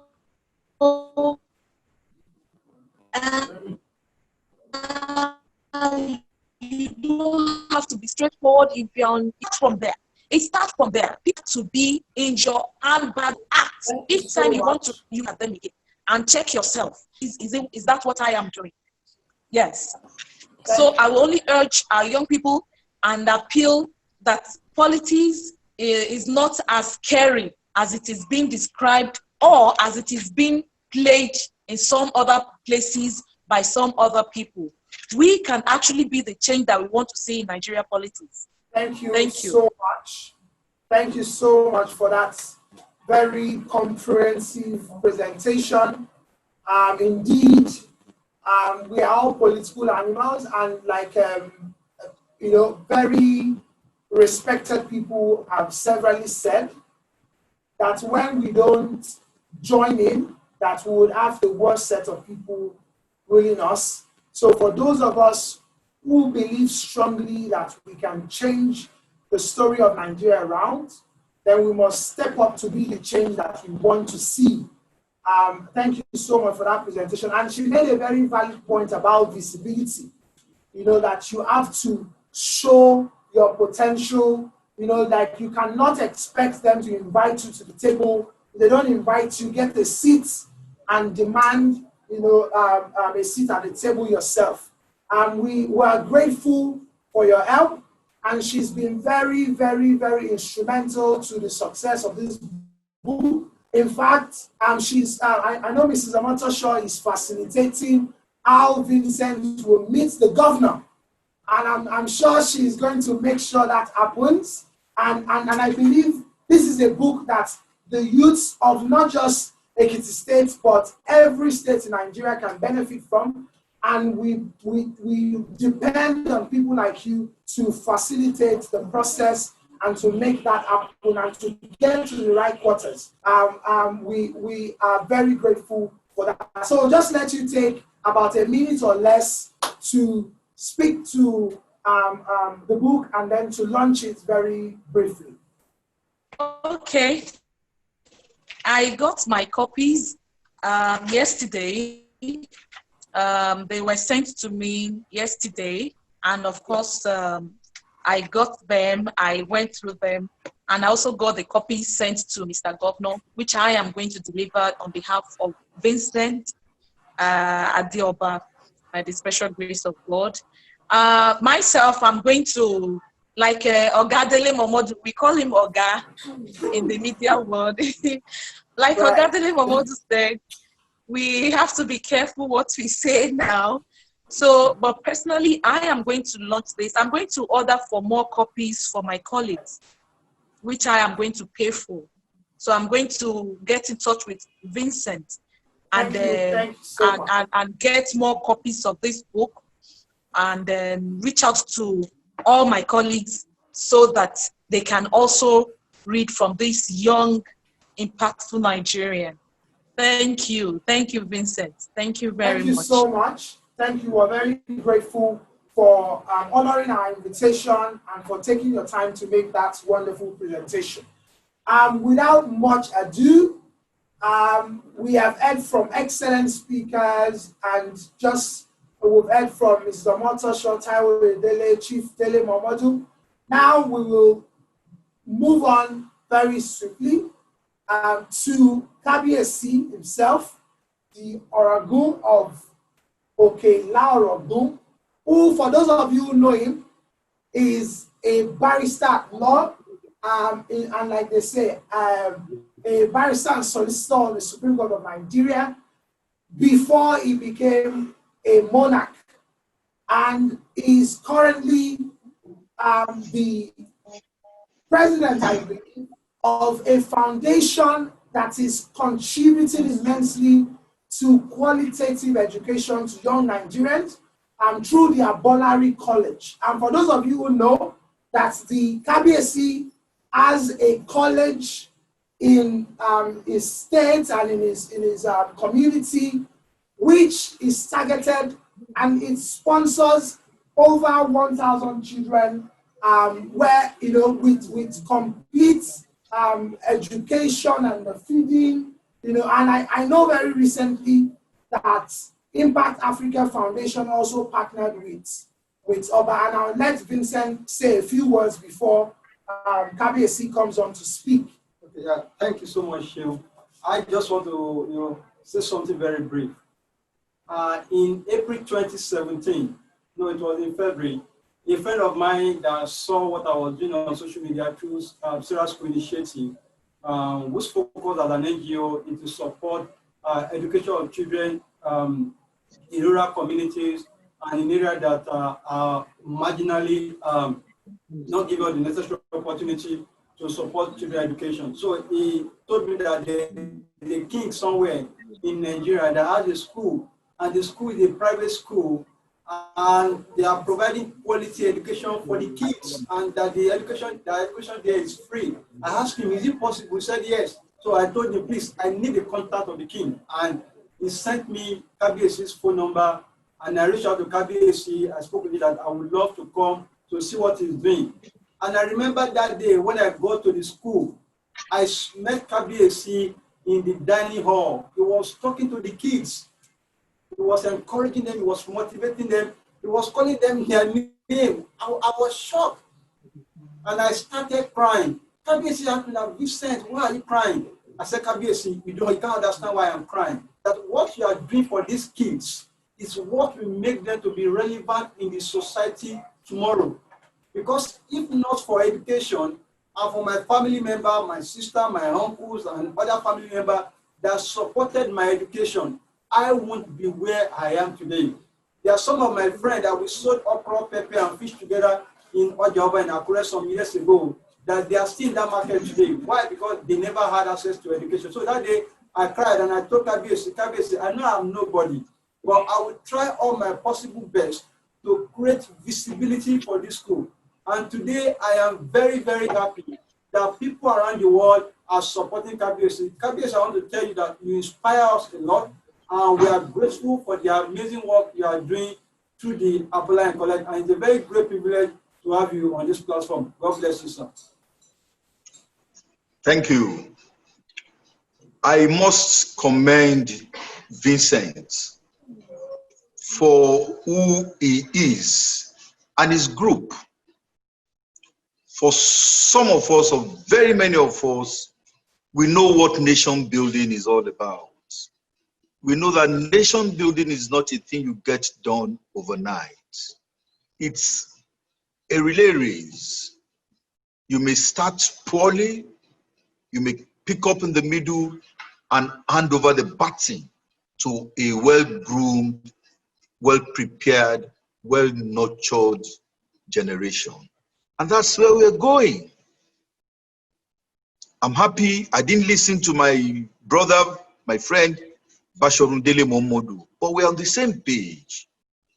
It's a determined position that we have.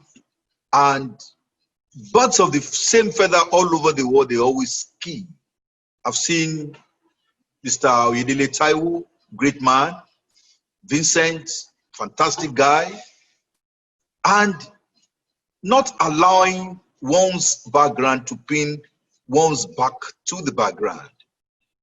And Nigeria of the future must be able to compete favorably well with nations of the world. And it's doable. And I guess that is the essence of Vincent's book, I'm Employable. I've gone through.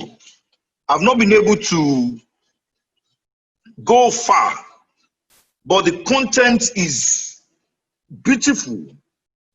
Time is limited.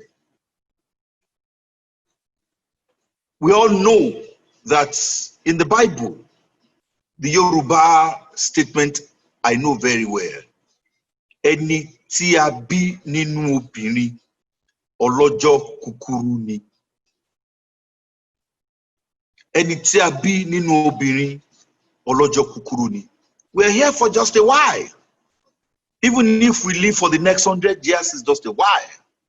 And for your generation, it's important for you to key into development and for you to be relevant. And that's why you have to get started. Some of you think that you have uncles there, Kabiyesi is there, he's my relative. Without him, with him, I think I should be the best. No. Yoruba, Ajumobi o kan that someone is your cousin, that someone is your father, does not mean that you are going to get help from such a soul. In all honesty, I met Vincent, Mr. Oyedele, between 2017 and 2018. No.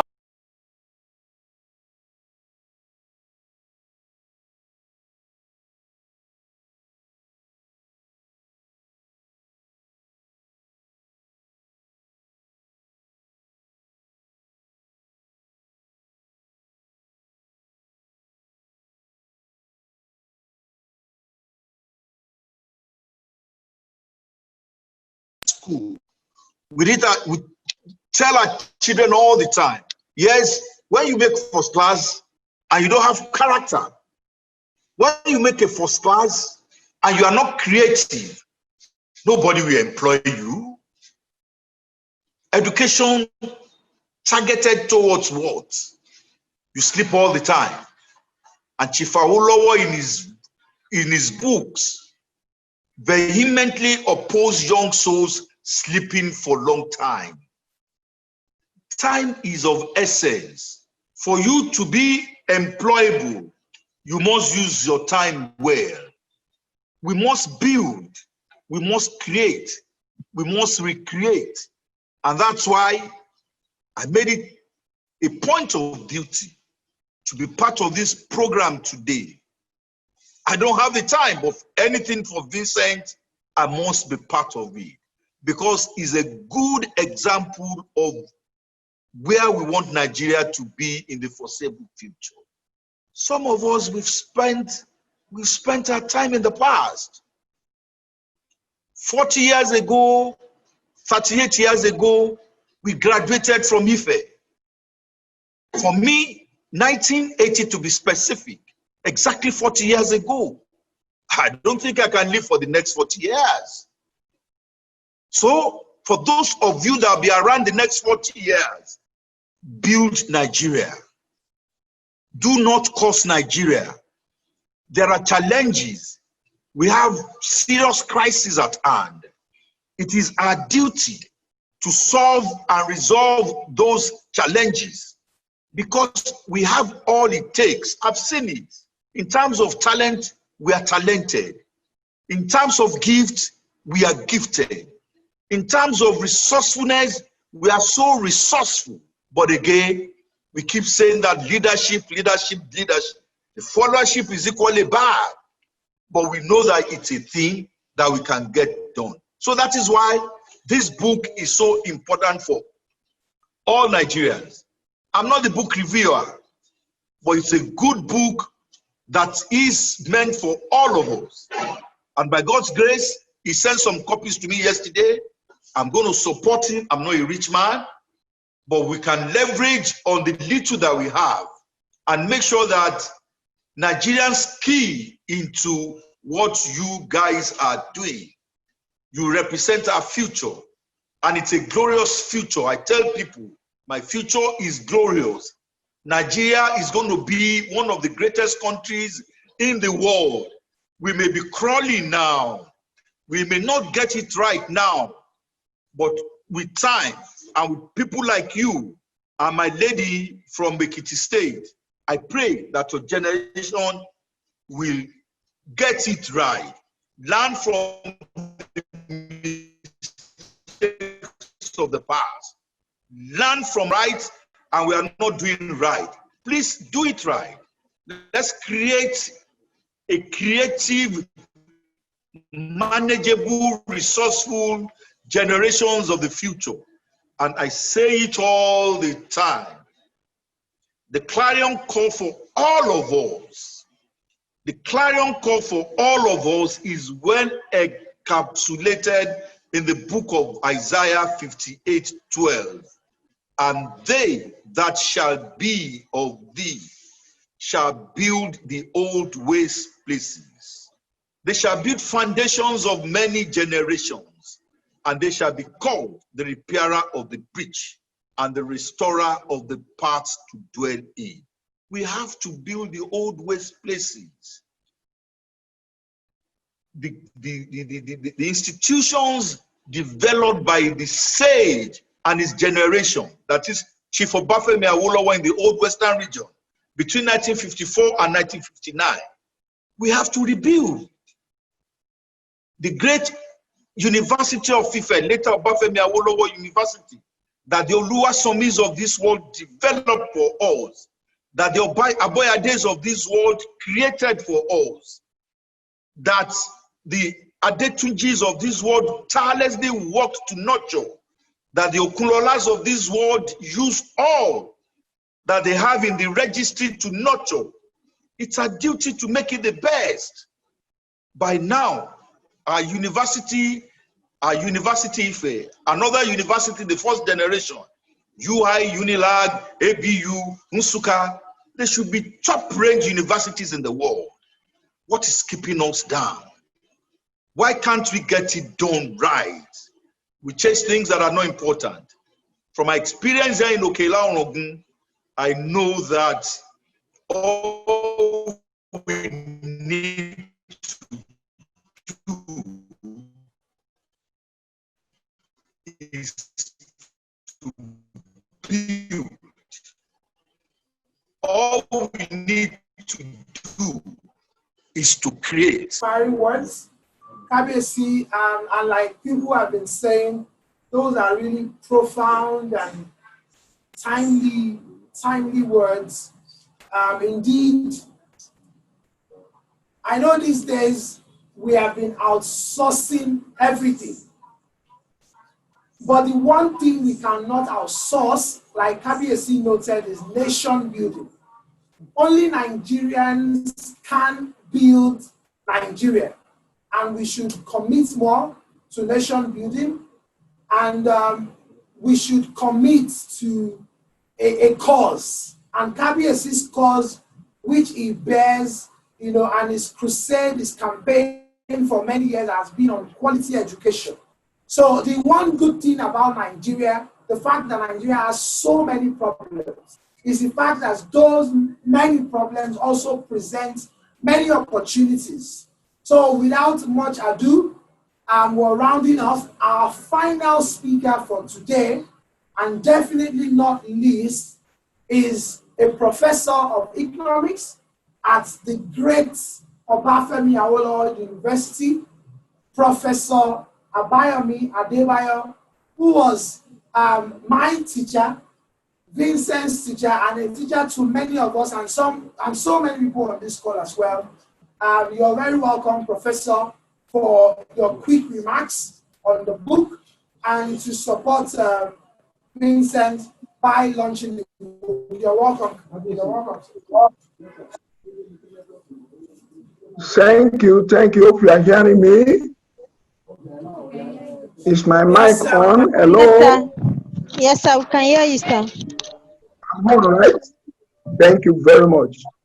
Let me join others to congratulate Vincent Adeoba for the audible step he has taken to put together Employable, for all of us to read and for young generation to have something to lay hold on and then learn from. Great step. And I know he has started this since his university days. Trying to put his idea down in form of books. Now, I also want to recognize all the distinguished panelists who have spoken in one way or the other. Bashorundele Momodu, our own KBC who just finished speaking, Mr. Taiwo Yedele, Mrs. Olayinka Oyetunji, and then Mrs. Mary Osho Motosho, who spoke before KBC and Benga Sesson. Well, my take today, I'm going to be raising 4 issues very quickly, and I won't take your time. Number one, on the issue of politics, I just want to pass a comment which Mary Osho Motosho raised. I want to say to all the youth that are on platform, the first way to participate in politics is to get registered, be a registered voter. We have found that majority of Nigerian youth are not registered and they are not serious about registering.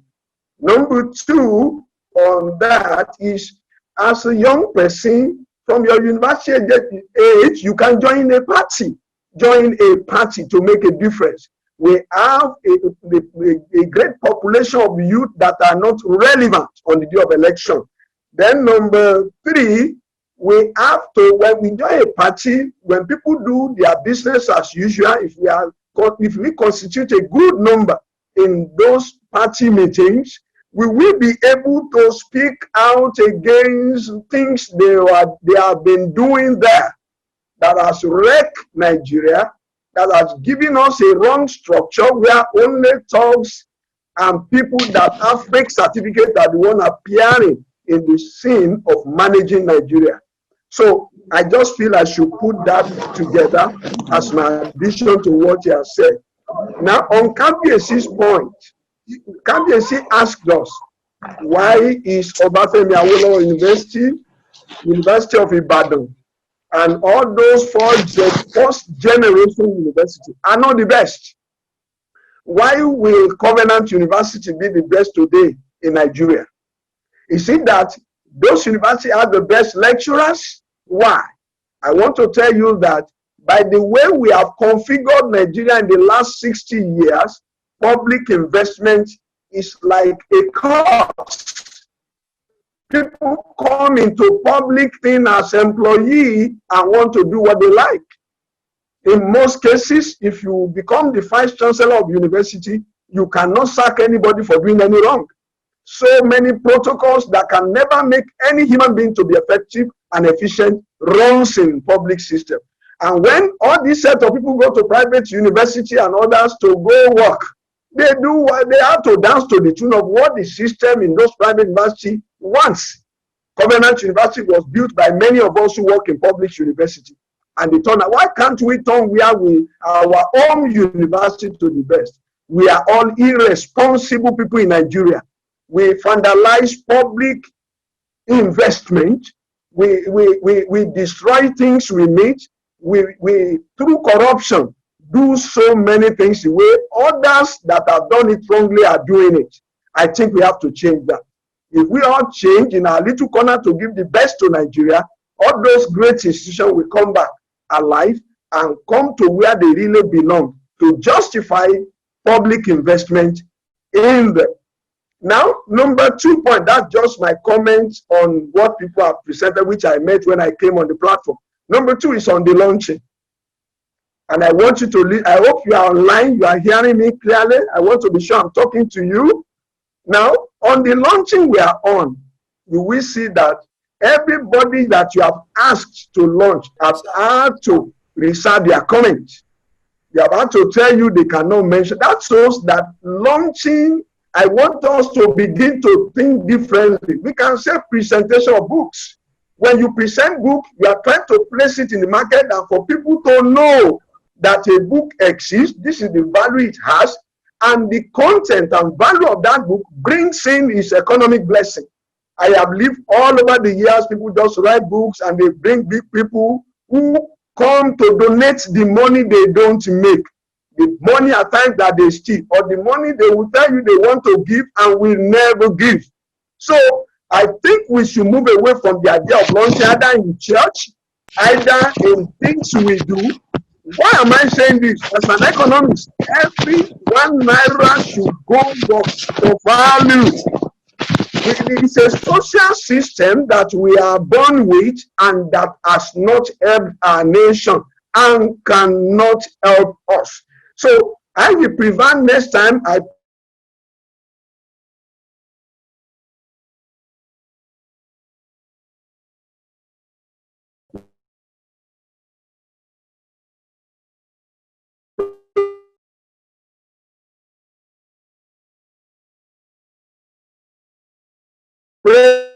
presenting your book.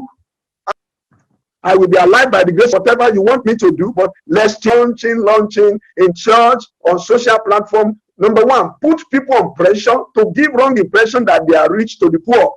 Anything you work for cannot be exhibited anyhow on a global platform like this. So I hope we are able to take something from that. Presentation of the book is suggested to create awareness to the market for whatever we are presenting. Now the book. Now I've come through the book. You know, I'm a lecturer, and for us to get the best from it, I have gone through it. He has presented so many key issues that are meant to help the youth illuminate their mind, position them for opportunities. But I'd like to make this comment when he's doing the next edition. It's very important. And also, to teach all of you to read between the lines when you hold a book. Read between the lines when you hold it. Now, there are 3 sections there that he has to reconcile. Number 1, in part 1, in one of the sections, Vincent told us that second-class lower division is no longer an option. Now, in section 2, Vincent told us that second class, lower division isn't the end. Now, and I asked and another section, section 1, he said, education is beyond grade. These three sections are conflictual. They are conflicting. They are conflicting. Many times, it makes some young ones to commit suicide. I'm a teacher of Path to Excellence, but I found that many times, many of the great things, when you talk about Facebook, were not given to us by people who even finished their university education. So I think he needs to reconcile these three portions in the next edition of the book. Now, any grade is an option because our education now is just to build our capacity for the real thing we want to do in life. I know it's looking at it in the context of getting job with some company, and anybody who wants to get first class can go there. But I don't think going there too will make you rich forever and will position you uniquely. Just working for something that can make you very good, but may not be the best. So this section has to be reconciled, in my view. You know, our job in academics is to look at things critically and help people to package excellence. It's a great book. There are great points, and I can understand the position from which it's coming, but we need to begin to tell people that when they fail, there is still a life to live. We need to tell people, in this book, there is no place for third class. When somebody, I have seen great third class people that you also know. So we should perfect it in that dimension. Now, my take for today, which is the fourth point, which I want you to take so I don't take your time, is that for every youth on the platform, the first thing you need in life is direction. The first thing you need in life is, what do I mean by direction?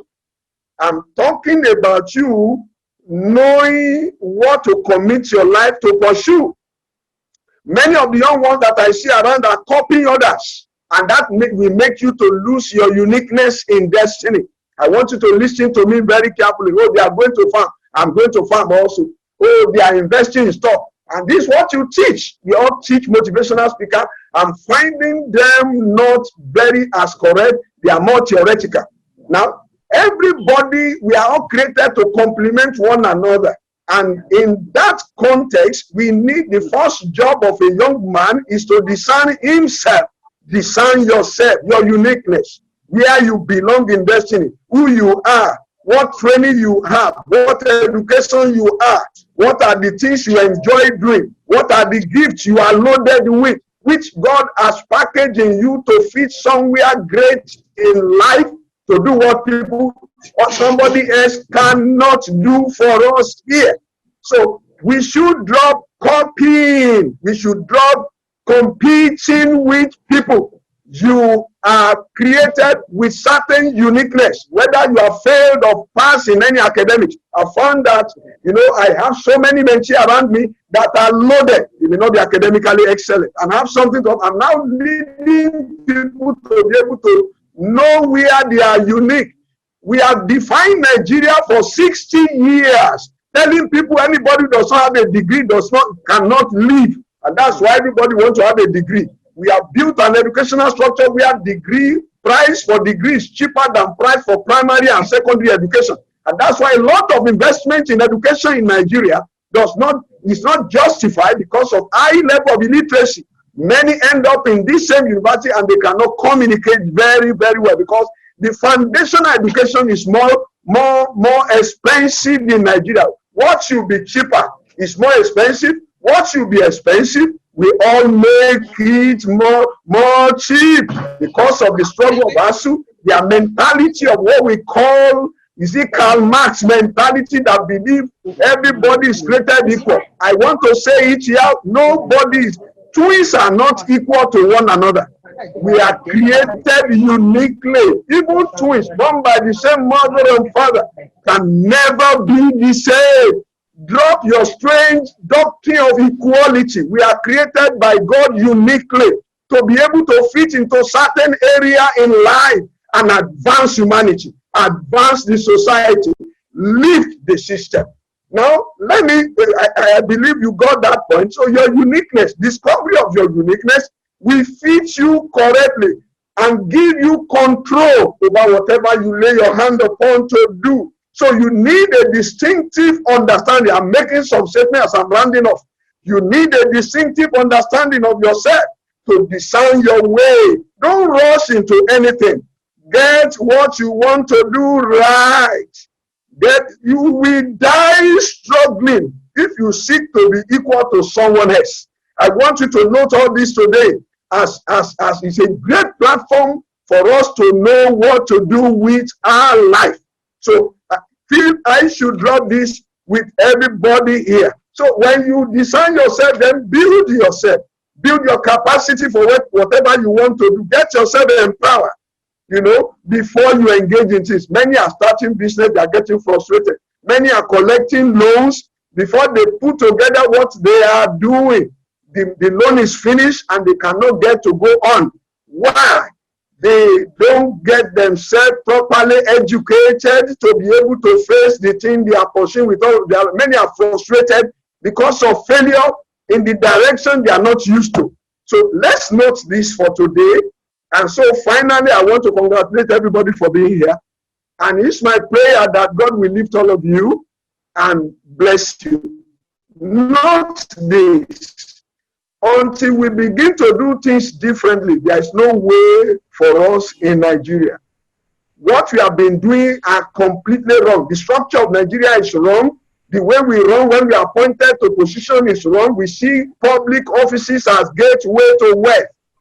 When Obama finished, he went and rented a flat. A nation cannot grow the way we are all with our mentality. And Holy Ghost, angels will not build Nigeria for us. Thank you, everybody. And congratulations. Thank you so much, sir. Brother, So much. Thank you so much. Thank you so much, sir. Indeed, you've been blowing us with words of wisdom, and we don't want to leave you, sir. We don't want to leave you. Sir, we are indeed very grateful for those insightful words. And like somebody said, direction is more important than speed. You know, rather than, you know, they say you should travel, when you travel on the right direction, then you can increase your speed. But how about increasing your speed traveling in the wrong direction? So I think the first thing, like you rightly pointed out, sir, is to find direction. And the other speakers have, in fact, also emphasized the need for us to look beyond, you know, just the degree, you know, and really look to education, and we should look to skill, we should look to value creation, we should look to nation building, knowing that when we develop ourselves, you know, individually, then we can morph into, you know, a nation builder to develop our nation, Nigeria. Thank you so much, sir. So I'll just let you take a minute or less to support Vincent's book and to launch the book and to speak, you know, a few words to round off. And after the professor comes up, then we'll have Boluwatife Adeoba and yes, thank you, sir. Yeah, I'm looking forward to picking 20 copies. Okay, and thank you, sir. So they have 5 has been sent to me. I will pick 20 copies. I have received 5, so that means a balance of 15, and the money will be remitted to his account. Thank you very much. Thank you. You're far too generous, sir. Thank you so much. We're very grateful. We're very grateful. We're very grateful.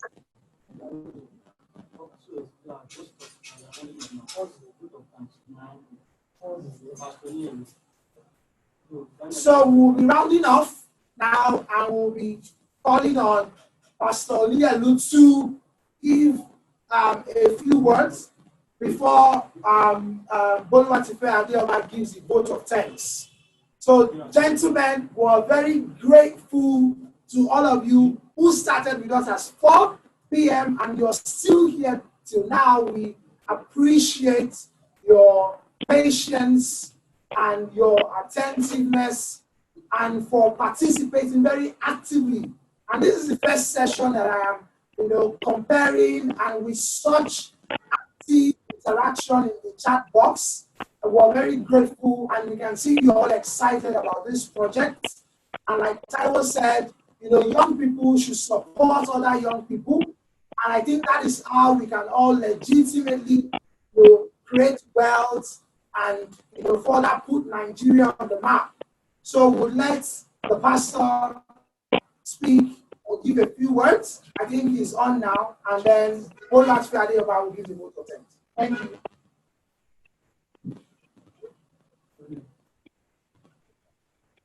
Thank you very much. I thank God Almighty to make today a reality. And I thank God for the life of Damilola Adeoba. Actually, the dream is coming to reality now gradually. And I pray that God Almighty will put it and fulfill the destiny. I have to appreciate all the treatment that I'm taking this morning to see the beginning of this program. Most especially, I say, I will show, I just follow you, I'm very grateful for your support for my son.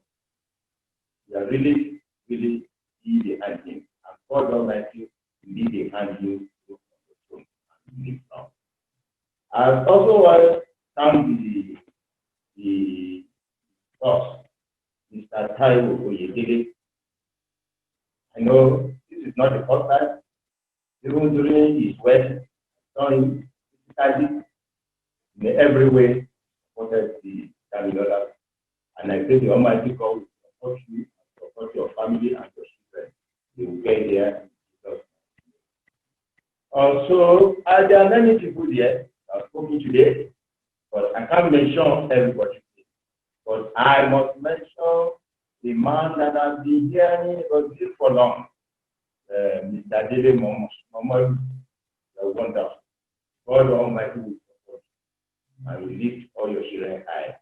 And as well, my sister, Mary Osho Motosho, that makes me happy, makes me proud that I'm raised for all that I pray that God will still bring people that will transform India and Nigeria as a whole.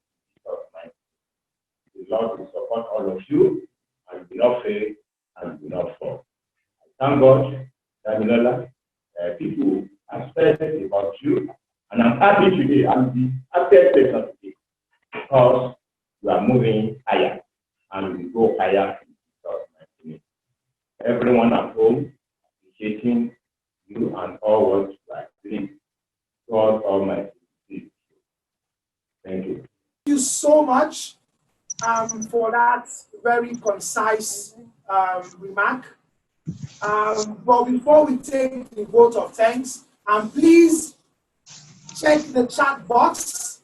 We're going to be sharing the account number where you can make payments for the book. A copy of the book is 2,000 naira, but that is the least you can buy it. There is nothing that in the contract that says you can't pay 4,000 for a copy. You can be generous enough, but please do launch the book as generously as you can, for as many of you who can, and please kindly share the link to register and to order copies of the book to your friends and to your network. And please support this project. We're very excited about it. I can see that we have all gained even more than, at a book launch, who gets this much value at a book launch? People just come and cheer and spectate, but the speakers indeed have given us too many quotable quotes. I have been, in fact, my book is full. They've shared many words of wisdom. So we'll then invite or call up Olatife Adeoba to give the vote of thanks. Yeah. Good evening, everybody.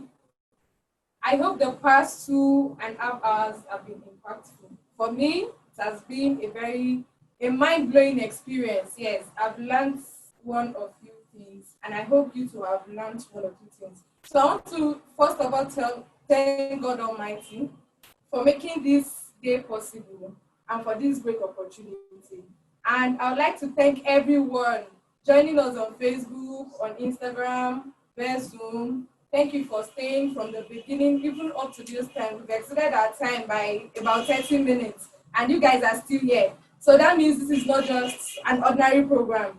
It must have been very, very impactful. So thank you so much. God bless you. And I would also like to specially thank all our speakers, starting from Mr. Taiwo Yedele, Bashorundele Momodu, Oba Adedokun, Mrs. Mary Omotosho, Professor Adebayo, and all of our speakers, Mrs. Olayinka Oyetuji. Thank you for taking time out of your busy schedule to make this launching a great one. Thank you for the impactful words.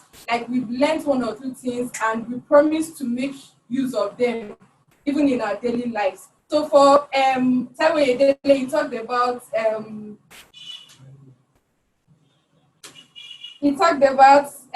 misplacement of priority. Many youths nowadays misplace their priority, and he emphasized on building values, developing ourselves to be a value-adding person.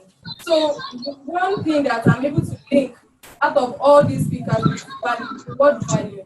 So we as individuals, as youth, we have to build that value. Even as you are learning, as you go to school. So we're not just in school to learn a subject. We're also in school to develop ourselves in totality. So, and this is part of the value building. So as individuals, if we want to be employable, we have to have our values, and we have to be able to add value, either to our society, to our friends in our society, everywhere we have to be a value-adding person. So, and I would also like to thank the Employable movement team. So really, these guys have been very, very amazing, very, very amazing. This day wouldn't have been possible without them. And for someone wondering, what is this Employable movement? So it's a association of youth. Association of youth. Basically, our goal is making a youth, as many youth as possible, like us, to be a value-adding person and to build ourselves to be employable. And when we're talking about employability, it's not only getting a job. So employability is all about developing ourselves to fit that position that we desire to fit in. So either in corporate world, in politics, like Mrs. Mary Omotosho has mentioned. So either in politics, in corporate world, anywhere we find ourselves in the society. So we have to be a value-adding person. So I would also like to thank our parents, the Oniyelus and your Kwakules. Thank you for being a very great support system to our uncles, our aunties, and our siblings. Thank you so much. God bless you. And finally, I'd like to thank Vincent Adeoba for putting this piece together. So really, I've read this book like 2 times, and though I have 2 years corporate experience, but I'm still able to take 1 or 2 things out of this book. So this book is not just for those people that are just graduating from school. So anybody, either you have 5 years experience or lower, I recommend this book for anybody that have lower than 5 years of experience, graduates that are just coming out of school, NYSC core members, and any youth. So thank you very much, everyone. God bless you. Thank you so much. So I'll let Vincent, just say a few words. In fact, I am personally impressed by the amount of support. In fact, I think it also shows that Vincent is a good person. I mean, the reason why people have stayed back, I'm sure, isn't because, we were a very, like they said in this generation, we have like a very short attention span, no matter whether that is true or not. But for you to have stayed for over 2 hours, even in church we complain, like, let alone in a seminar. So it shows how great a person Vincent is. So I'll let Vincent also say thank you by himself before we leave. Once again, I want to thank each and every one of you for staying for more than 2 hours and for supporting this virtual book launch. I can assure you that we are going to take this beyond just a book, right? I'm going to turn this into a movement. We need to empower Nigerian youth because there is no way this country can move forward until the youth are well positioned and they are empowered to move the country forward in every capacity. And if there's anything I want you to take out of this event today, is that impossibility is nothing.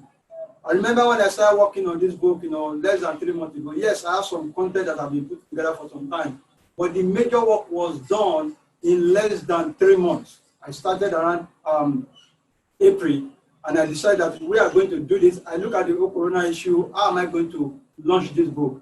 And I spoke with my mentor, and he advised me that, Vincent, come on, let's think of something outside the box. And we agreed on virtual book launch. And even if you have done this book in a building today, this book launch in a building today, I don't think the number of people that have joined this event would have been able to join. We have people, young people from different parts of the world and across Africa today that have viewed this event from their country, and they have been impacted by all our speakers. So to young people all over the world, I want you to know that your dream is valid. There's nothing that can stop you if you don't stop yourself. And whenever you feel like giving up because of challenges, because of difficulties, because of problems, I want you to remember this event, that despite the challenges, today we have made history. Once again, I want to thank each and every one of you. I can only express how excited, how happy I am that this event is a success already, and we have made history. Once again, thank you. God bless you. God bless your family. And please do well to support this book. Buy a copy for young people in your community. Let them read and be inspired. Once again, thank you. God bless you. Thank you so much, guys. Final words. My name is Oluwaseun Joshua Ayonshola. You can follow me on my media platforms, on LinkedIn at Oluwaseun Ayonshola. On Twitter, I am at OJ Ayonshola, both on Twitter and on Instagram. Thank you so much. This has indeed been very interactive.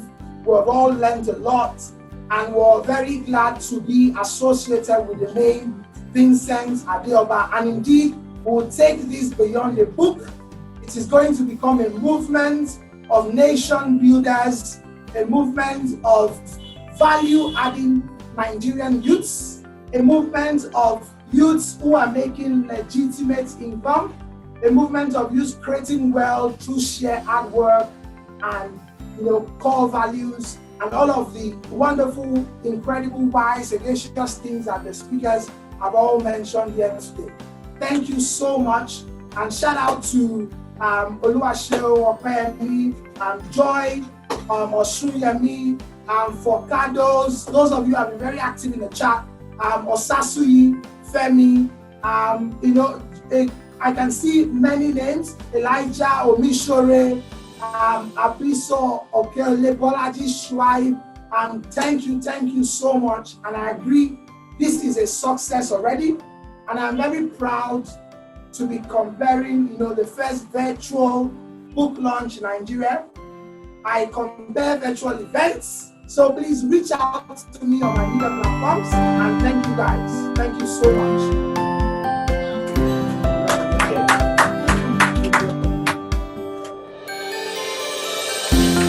Come outside.